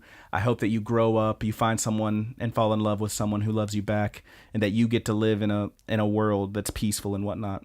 And as she's reading this, these planes fly over and they're dumping thousands and thousands of these letters. And Violet, this is the thing, it's all symbolic. Violet says, these people's feelings falling from the sky. It's really pretty. It's like, it's whether or not they actually get to whoever they're meant for, the fact that like they took the time and like you're seeing the emotion and everything, that the thought is made is what's important here. It's really pretty. And this actually brings me to the point I was making earlier, where that scene with Hodges, when he was like, I hope she comes back soon, that pretty obvious he's probably talking about Violet, but the fact that he just saw a kid and their father on the street, and we now know that he's apparently got if he's got a daughter on the way, or if he's just thinking about having kids, either way, we know that him and Catalea have been kind of close, whether or not they're actually doing anything together, but she's not there either. So he might have been saying, I can't wait for her to come back. Maybe. I don't know. Maybe we'll find out in the rest of the show. I think there probably is something going on with him and Catalea. Couple of hotties. Yeah. Couple of hotties bumping uglies, you know what I'm saying? Yeah, bumping uglies. No, they're so hot they're bumping pretties, right? Yeah. But Violet's letter to Gilbert, I didn't write the whole thing down, but she says, many seasons have passed, but I wait for the one where you would return. I didn't understand it at first, but I've learned to feel, and I've learned to love. And I know, she says, that she still believes he's alive, and that's why she's going to keep living. And at the end, it ends with her saying, I now understand, and I now know what I love you means. And you see Violet sitting at her desk and crying as the lights in the city go out. And you see that scene it's a really, really beautifully animated, and the soft focus of it. You see Gilbert standing there on that same street where the whole show started when he bought Violet that brooch. And you see him like kind of facing away from the camera, and he turns to like look at it and kind of smiles. And then you see cut back and you see Violet crying again. And then he turns and starts walking away, and Violet's still crying. And then when you see it again, he's not there. Yeah. He's gone. And Violet keeps crying as she remembers all this. And it's really pretty. You also see a shot of this bead of water, this teardrop maybe, falling in slow motion. And it eventually lands on this really pretty violet flower. And it's just a whole thing with the show. It's really good. All right. And this the rest of this is kind of just tacked on the end. Mm-hmm. But the next morning, Violet has a new request. And you hear Hodges and everybody screaming, "Oh, get the tea ready. Benedict, get the tea." And Benedict's like, "Why do I gotta get the tea?" But Shane, I don't want to get the tea. I don't want to get the tea, Shane. Oh, show you what I want to get the tea. The tea, Shane. You see the tea? Shane, tea, Shane. You get me the tea. But we see Violet going out on this job. She's walking. She's got her case and her parasol, and she's walking by maybe a lake. It looks like an ocean. It's just a huge field of blue water. And she finally arrives at this house, and she does her introduction. And she stops right at the end of the introduction, right before she says her name. She says Otto Memories Doll, and she stops and looks, and that's the first time she's actually opened her eyes to see whoever's in the door, whoever's opened the door. And she stops and sort of like maybe she recognizes the person who's standing there, and she smiles. Yeah, Violet Evergarden. There's like a fraction of a second of like a shock movement. Yeah. Like she bounces back a little bit and then she smiles. And then she finishes her introduction, Violet Evergarden. And that's where the show ends. That is the final episode. And the last thing we see is a big billboard thing that says "New project confirmed." So we know that there's more on the way. Yeah. Which I'm pretty psyched for. I really enjoyed this program. Yeah, quite enjoyed it. You didn't love the ending though with the door. No, I didn't. I thought it was really good. I mean, it doesn't ruin it or kill it or anything. I just thought it wasn't necessary. I think more than anything, it just shows that there is more coming. You know, I mean, that maybe they wouldn't have even done that if they didn't have a new project confirmed, like they say. I don't know, but I thought it was fine. I don't. The big question is it Gilbert standing there? Right. Probably not. I don't think so. I think she would have had a more visceral reaction. And that's why I don't like it. I think no. It's us, dude. We opened the door. And she's smiling at us. Oh, is that it? Yeah, man. I don't know. Who gives a shit? Yeah, we'll find out. Maybe we'll find out when the rest of it comes out. So let's talk about this real quick. New project confirmed. I did a little research. We don't have any dates or nothing for another season of this, but we do know that this is all based on a light novel series, which, as I was telling you before, apparently a lot of people who were big fans of the light novels just hated this show because they just didn't like the way it came out, or they changed so much of it or whatever. But we do know from what I've read that when they say new project confirmed, they mean new. It's going to be all new material that is not brand new. Apparently not based on the light novels or anything else. It's going to be like a whole new storyline, which that's I fine. think is this cool. Is a good story to work off of. I really enjoyed this one. Like obviously I didn't read the books. I'll be honest with you. I'm not going to read the books. Yeah, probably not. But I did read a little bit about the books, which I won't talk about much because spoiler territory, but knowing how much they changed, I think it doesn't really matter. But if you're interested, you can find some information about these light novels and the story that goes on, and shit is very, very different. What with characters and whatnot that are introduced and not introduced. There is also an OVA that's going to be on the way. Apparently only on the Blu-ray though. Original video animation. Yeah, it's like a extra chapter that apparently takes place between like episodes 3 and 4 or something. Oh, cool. And it involves Violet writing for a songstress, a singer, I believe. Mm-hmm. Doing something with her. It was apparently a really popular chapter in the books that they just didn't do, so they did it like as an OVA or whatever. Yeah, an OVA, if you will. But yeah, it's I really enjoyed the show, man. Yeah, I'll say it again. It is fucking emotional. Let's do our 3-word review. 3-word review. All right. So I was trying to think of some words, but I found like 2-word pairings. Oh yeah. Is that safe? Wait, you gotta hyphenate them? That's fine. Yeah. I don't give a shit. Okay. So what do you got for me, big boy? You go ahead. I would say, man, I forgot my words. Oh no. Well, I need to hold on. think It's coming back to me right now. It's all coming back to you. Charizard. Yeah, Charizard. No, I haven't even thought about it. I would probably let me. I'm just gonna go off the dome. I would call it beautiful, first of all. The show is, in every way, animation-wise, the art of it, the story even, I found it very, very beautiful. Right. I would call it... It's one we've used before, but I think it's hard to not call it heartfelt. It's very touching in many different ways, and just what, tearjerker? Would you call it a tearjerker? I would use emotional. That is one. Yeah, I was gonna say emotional. Yeah, I would use emotional. I would say aesthetically pleasing. Sure, I like that.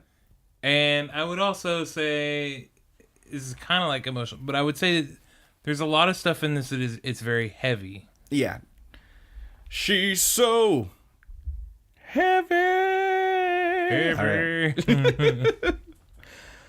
But yeah, I really enjoyed this one, man. I like the show a lot. I thought it was good. I'm excited for the next part. It was very sad. I really, really, really. It definitely had a couple episodes in there that I wasn't crying, but it had me reeling. Like, oh, I straight up bawled a couple times. I told you, I was like, if they would have threw a little harder of a gut punch, it might have got me. Yeah, but, maybe.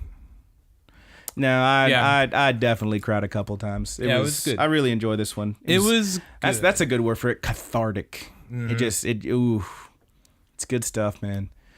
But yeah, that's Violet Evergarden. I can't wait to see more. Yeah. Let us know what you guys thought. Let's go ahead and drop in there. I do want to talk about this just because. So potential spoiler, I guess. Maybe skip ahead a minute because I want to talk about this for a second. Starting 1, 2, 3 now. In the novels, fucking Gilbert shows up. He is straight up not dead. In fact, he just shows up. I don't know how that works because I haven't read them. I kind of want to read them, but I've done what little research I've done. It's not a question. Like it is at first. You find out that he's doing like the secret military stuff and that he swore Hodges to secrecy and whatnot because he's like doing the secret military stuff. Maybe like the extremists have their, like, they're not really with the military. They're their own thing. Maybe he's doing his own thing in opposition to that. But that's a whole thing. He is straight up not dead. He shows up, and Violet actually figures out that he's not dead beforehand, and manages to. He just shows up at some point, and he's got like one arm missing, so he's got like a arm like hers, and he's got an eye patch. But dude lives. Now they've changed enough in this one that like you kind of get the same story. In fact, apparently there's a part in the anime where. It's one of the times that I think maybe that bit at the end when she runs downstairs, but she does say at one point right at the end, I still don't believe that he's dead. Yeah. Well, that's the thing is apparently there's a point in the books where she runs like she goes to thinking that like that bit at the end where it turns out it was D3'd. She like runs downstairs and it actually is him in the book, but here it's D3'd. It's not him, which I don't know. Part of me kind of thinks that if they're going to make it so different, then yeah, they need to go ahead and let him be dead because it is so gut wrenching and whatnot.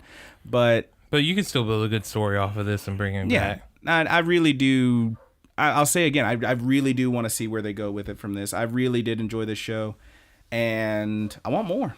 I really liked it. Yeah, it was good. I really, really liked it.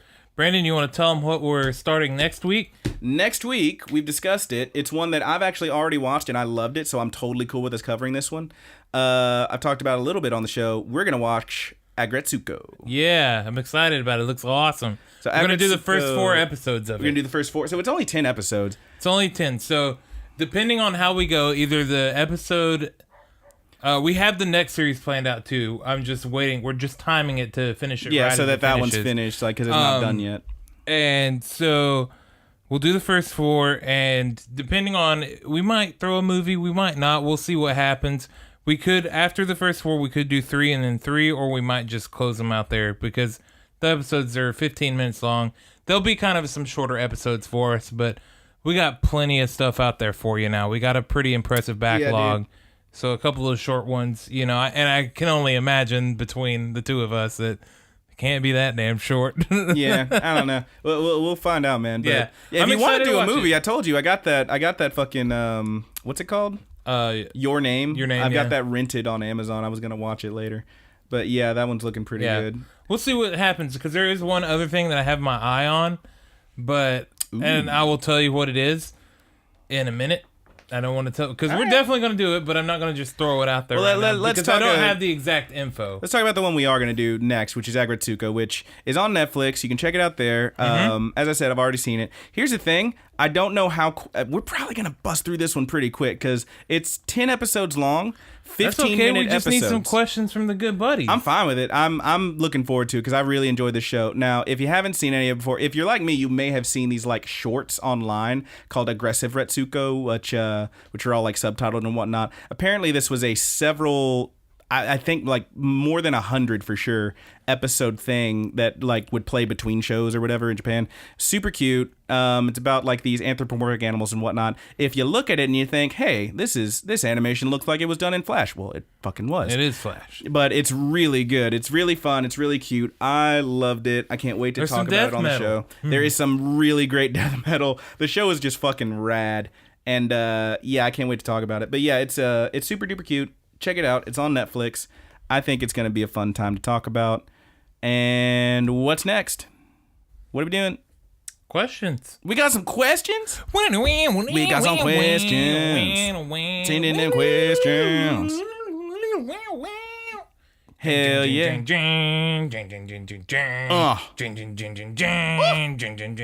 You send us questions. Hey, this episode's going long already. We gotta cut it. You always tell me to cut my solo. I'm sorry, man, but we really, I feel like we've gone long this time. And it is very hot because it's very hot. We turn the air off when we record so you don't hear the AC. Yeah, and before Brandon even got here, I recorded 5 hours of the Let's Play. The room was already steamy. The house was already steamy. We were trying to cool it down. I took one of my 2 shirts off halfway between this recording. Yeah. If you listen closely, you can probably hear when it happened. It is hot. But I got us a couple of questions here that shouldn't be too intensive. All right, bring it. First, we'll go with Renuk. Renuk the Brave. My dude. Is your anime waifu? You remember when he said he sent a stupid one? Yeah, I think this is probably... All right, so... I've talked about this. I don't love the term You gonna give it to 14-year-old Violet? No. No, what the fuck? Well, how old was Homegirl? The farm girl. What was their name? There's no telling. You're talking about Maria? Yeah. Maria. That's my answer is Maria. I don't even know, man. I don't have an answer for this. Come on. Okay. Ryoko is his answer. Jeez, all right. Good choice, dude. Good choice. I'm kind of jealous that I didn't pick it. If it was anyone from Tenchi Muyo, it'd be Mihoshi, first of all. Don't get me started. Mihoshi? She was fucking great. She's hilarious. She's hilarious. I love her. Mihoshi? Oh, First of all, that's my Hoshi. Second, no, I'm kidding. Oh, wow. Give me a show. Give me a show and I'll give you someone from the show. Let's do it that way. Give me a show you know I've seen. Also, you haven't answered, asshole. I did. I said Ma Maria. You're going with Maria? Yeah, man, I'm going with Ma Maria. You fucking ding dong. She has like a minute of screen time. You just like it because she got the Ma Maria. Titties. You're the worst. Neon Genesis. Oh God, they're all like 12. Well, there's one that's not. Oh no, there's actually a couple. I'd go with, what's the? Oh God, see now I gotta cut up my nerd card because I can't remember her name. Don't worry, I forgot it too. The one with purple hair who drinks. Yeah, it's definitely her. Major, is it Kisaragi? Kusanagi? Is it Kusanagi? I think it's Kusanagi. No, that's not it. Kusanagi is that's the major. The major. Major. That's major. Major. God damn it! Why are we doing this? Give me a different show. Hold on, I got this. Neon Genesis. You know I can't be dealing with Katsuragi. Yeah, she's fun. She drinks. She drinks. Does she smoke? Because if she smokes, she pokes. She smokes, she pokes. And she does smoke. This is the worst. She's definitely poking. This is the worst experience I've ever had. Okay. That was a good question. All right. Thank you, Renuk. Brandon, love you, buddy. Thank Renuk. Please don't ever make me talk about that again. Definitely loving to see what he asks next. The worst. Our good buddy Clayton. Clayton, bring it. Give it to me, boy. Clayton, friend, but he's more like a good buddy to me. You'd say that every time. The worst. Okay, he writes, I asked about fan service. What about fan disservice? where the service is meant to disgust or repulse the viewer. Is it a clever twist or just gross and dumb? I need examples. He said he writes an example. Bring it. The first scene in the first episode in A Sister's All You Need. That's that egg scene. That's that egg scene? So apparently that has nothing to do with the whole series. It's just so fucking weird. It's supposed to repulse you. That's what Clayton writes as fan disservice. And this is kind of a newer term to me too. But it makes total sense. So, is that one that I watched? Because I remember reading a thing that was talking about how gross the beginning of that was, and I didn't know if that was that or if yes, it was something the egg. The egg going in her mouth. She sucks the egg like a dick. Yeah. That can't be good. I don't know, man. I don't know. I mean, gross out stuff I've never... Yeah. I mean, I've never been into any of that. Yeah. So... It seems like just a bad scene all around for me. You know, I will say kind of like what I said with fan service. It depends how it's done because there is some stuff that I'm like, man, I wish I didn't just see that. But there are things like I just watched the Junji Ito collection. Ugh. And man, there is some repulsive stuff in there. Yeah, I've already read the comics, man. I'm good. Away. I'm good. I already read the comics. Oh man, the oil one. Jesus. Where he eats the grease. I don't need you to tell me about this. Dude, it's bad news bears. My dude, I've already been there. I was like... I was there back in 07. I had a big bowl of cereal, a big bowl of Fruity Pebbles. Oh, God. It looked like I had John Cena in my lap. And I was eating my Fruity Pebbles, and I saw that episode, and I was like... I did not want my Fruity Pebbles anymore. You're the worst. So I would say that was probably, it's intentional fan disservice. It's supposed to be jarring and ugly and gross. Well, I mean, that's like a gross like horror show, right? Yeah. It's supposed to be. I don't know. Yeah, but I mean that's still kind of the whole point. Like, it repulses you. It's sure. That's my. I mean, they don't have to animate it as grotesque as they do. Yeah. But then again, I just bitched about an hour about Berserk and the way they censored stuff, so... Sure. I don't know, man. I don't know. I don't know how to feel about that stuff. Yeah. I mean, I feel like both sides of this argument are just... It's two extremes on the same scale, and I'm not really here for either of them. Drop me in the middle. I'm an anime moderate. They call that a casual, sir. I'll take it. I'll be a filthy fucking casual. Filthy fucking casual. I'd much rather be a filthy fucking casual than a goddamned weeb. Hey, there ain't nothing wrong with the weebs out there. No, okay? You're all beautiful and I love you. Thank you, Clayton. Good buddy, man. That was a good question. Love you, Clayton. Love to see what you write next. That's all of our questions for this one. So let's do our plugs. Plugs. You want to start us off? Yeah, you can find us. Twitters. Yeah, you can find us on Facebook at The Good Buddies Universe. We have our own little group. It's growing up there. You can also find us at Twitter at TGB_AnimePod, all lowercase. I got a little tweet at us earlier this week. Yeah, nice. You liked that one? Yeah, I did. And we're actually we got 200 people. 200 plus people on there now. It's building Twitter, up. So go find us there at TGB_AnimePod. If you want to send us any questions like our good buddies Clayton and Renook. Yeah, you can send them to the Good Buddies Animepod at gmail.com. Mm-hmm. We also have the Tumblr, which again is mostly a meme factory at this point. But you can always tweet us questions or go to the Facebook, or if you're on YouTube, which is Rapid Kick Media's YouTube. Yeah. You can just comment below. Send us a question that way. There are 1,000 ways. If you know of a way to communicate to us, send us a question that way. For sure. We will find it and we will read it off. And you can also send questions to that Tumblr, by the way. That's thegoodbuddies.tumblr.com. Yeah, Twitter has DMs. Slide in them DMs. It goes down in the DMs. You can find us on Podbean. You can find us on Stitcher. You can find us on Google Play. I use Podcast Addict. You can find us on what is the name of that?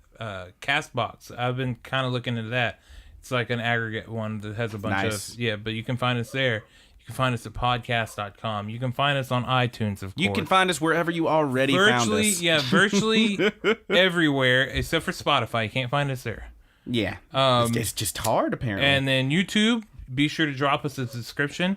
put us 5 stars on any of those podcast apps you are, and that would be really helpful to us. And we would appreciate it. Yeah, we very much would. So I would also like to give a shout out to our good buddies Married with Seamonsters, aka the Mary Janes, for the use of our opening theme song, Paperdoll. You can find that at marriedwithseamonsters.bandcamp.com. Great stuff. They're also on Spotify. Mm-hmm. And the outro is by Petty Theft. Petty Theft, which, by the way, I tried so hard to find. I was trying to find him on on SoundCloud, because he said it was on SoundCloud, and it's, let me pull this up and make sure I'm doing this right. It's Petty Theft with 2 P's at the beginning and 2 T's at the end, I think is right. Sounds right. I believe that's right. Let me see here. I mean, this is looking right. But yeah, man, check out Petty Theft. If that's incorrect, God, I hope it'll let me know. The links to his stuff, if you go to the YouTube version, the links to his stuff are right there. Yeah. But yeah, man, cool shits. Cool shits. Yep, all over the place. And that is it for this long episode. Thanks for hanging out with us, guys. We'll see you next week. It'll definitely be shorter, because 1 short episodes, 2 we're only doing 4. Yeah, it'll be nice. Well, we're gonna bust it out. Yeah, gonna bust it wide. And then we're gonna get into some real good stuff. We got some great stuff lined up. So yeah, man. Take it easy, guys. Thank y'all so much. Y'all are all our good buddies, and we very much appreciate you hanging out with us once again. Of course. And from all of us here at the Good Buddies universe, I'm your good buddy Brandon. And I'm your good buddy Roger. You want to take us out? Yeah, I'm gonna do it with the sword sound. Oh God, what does that mean? Sheek!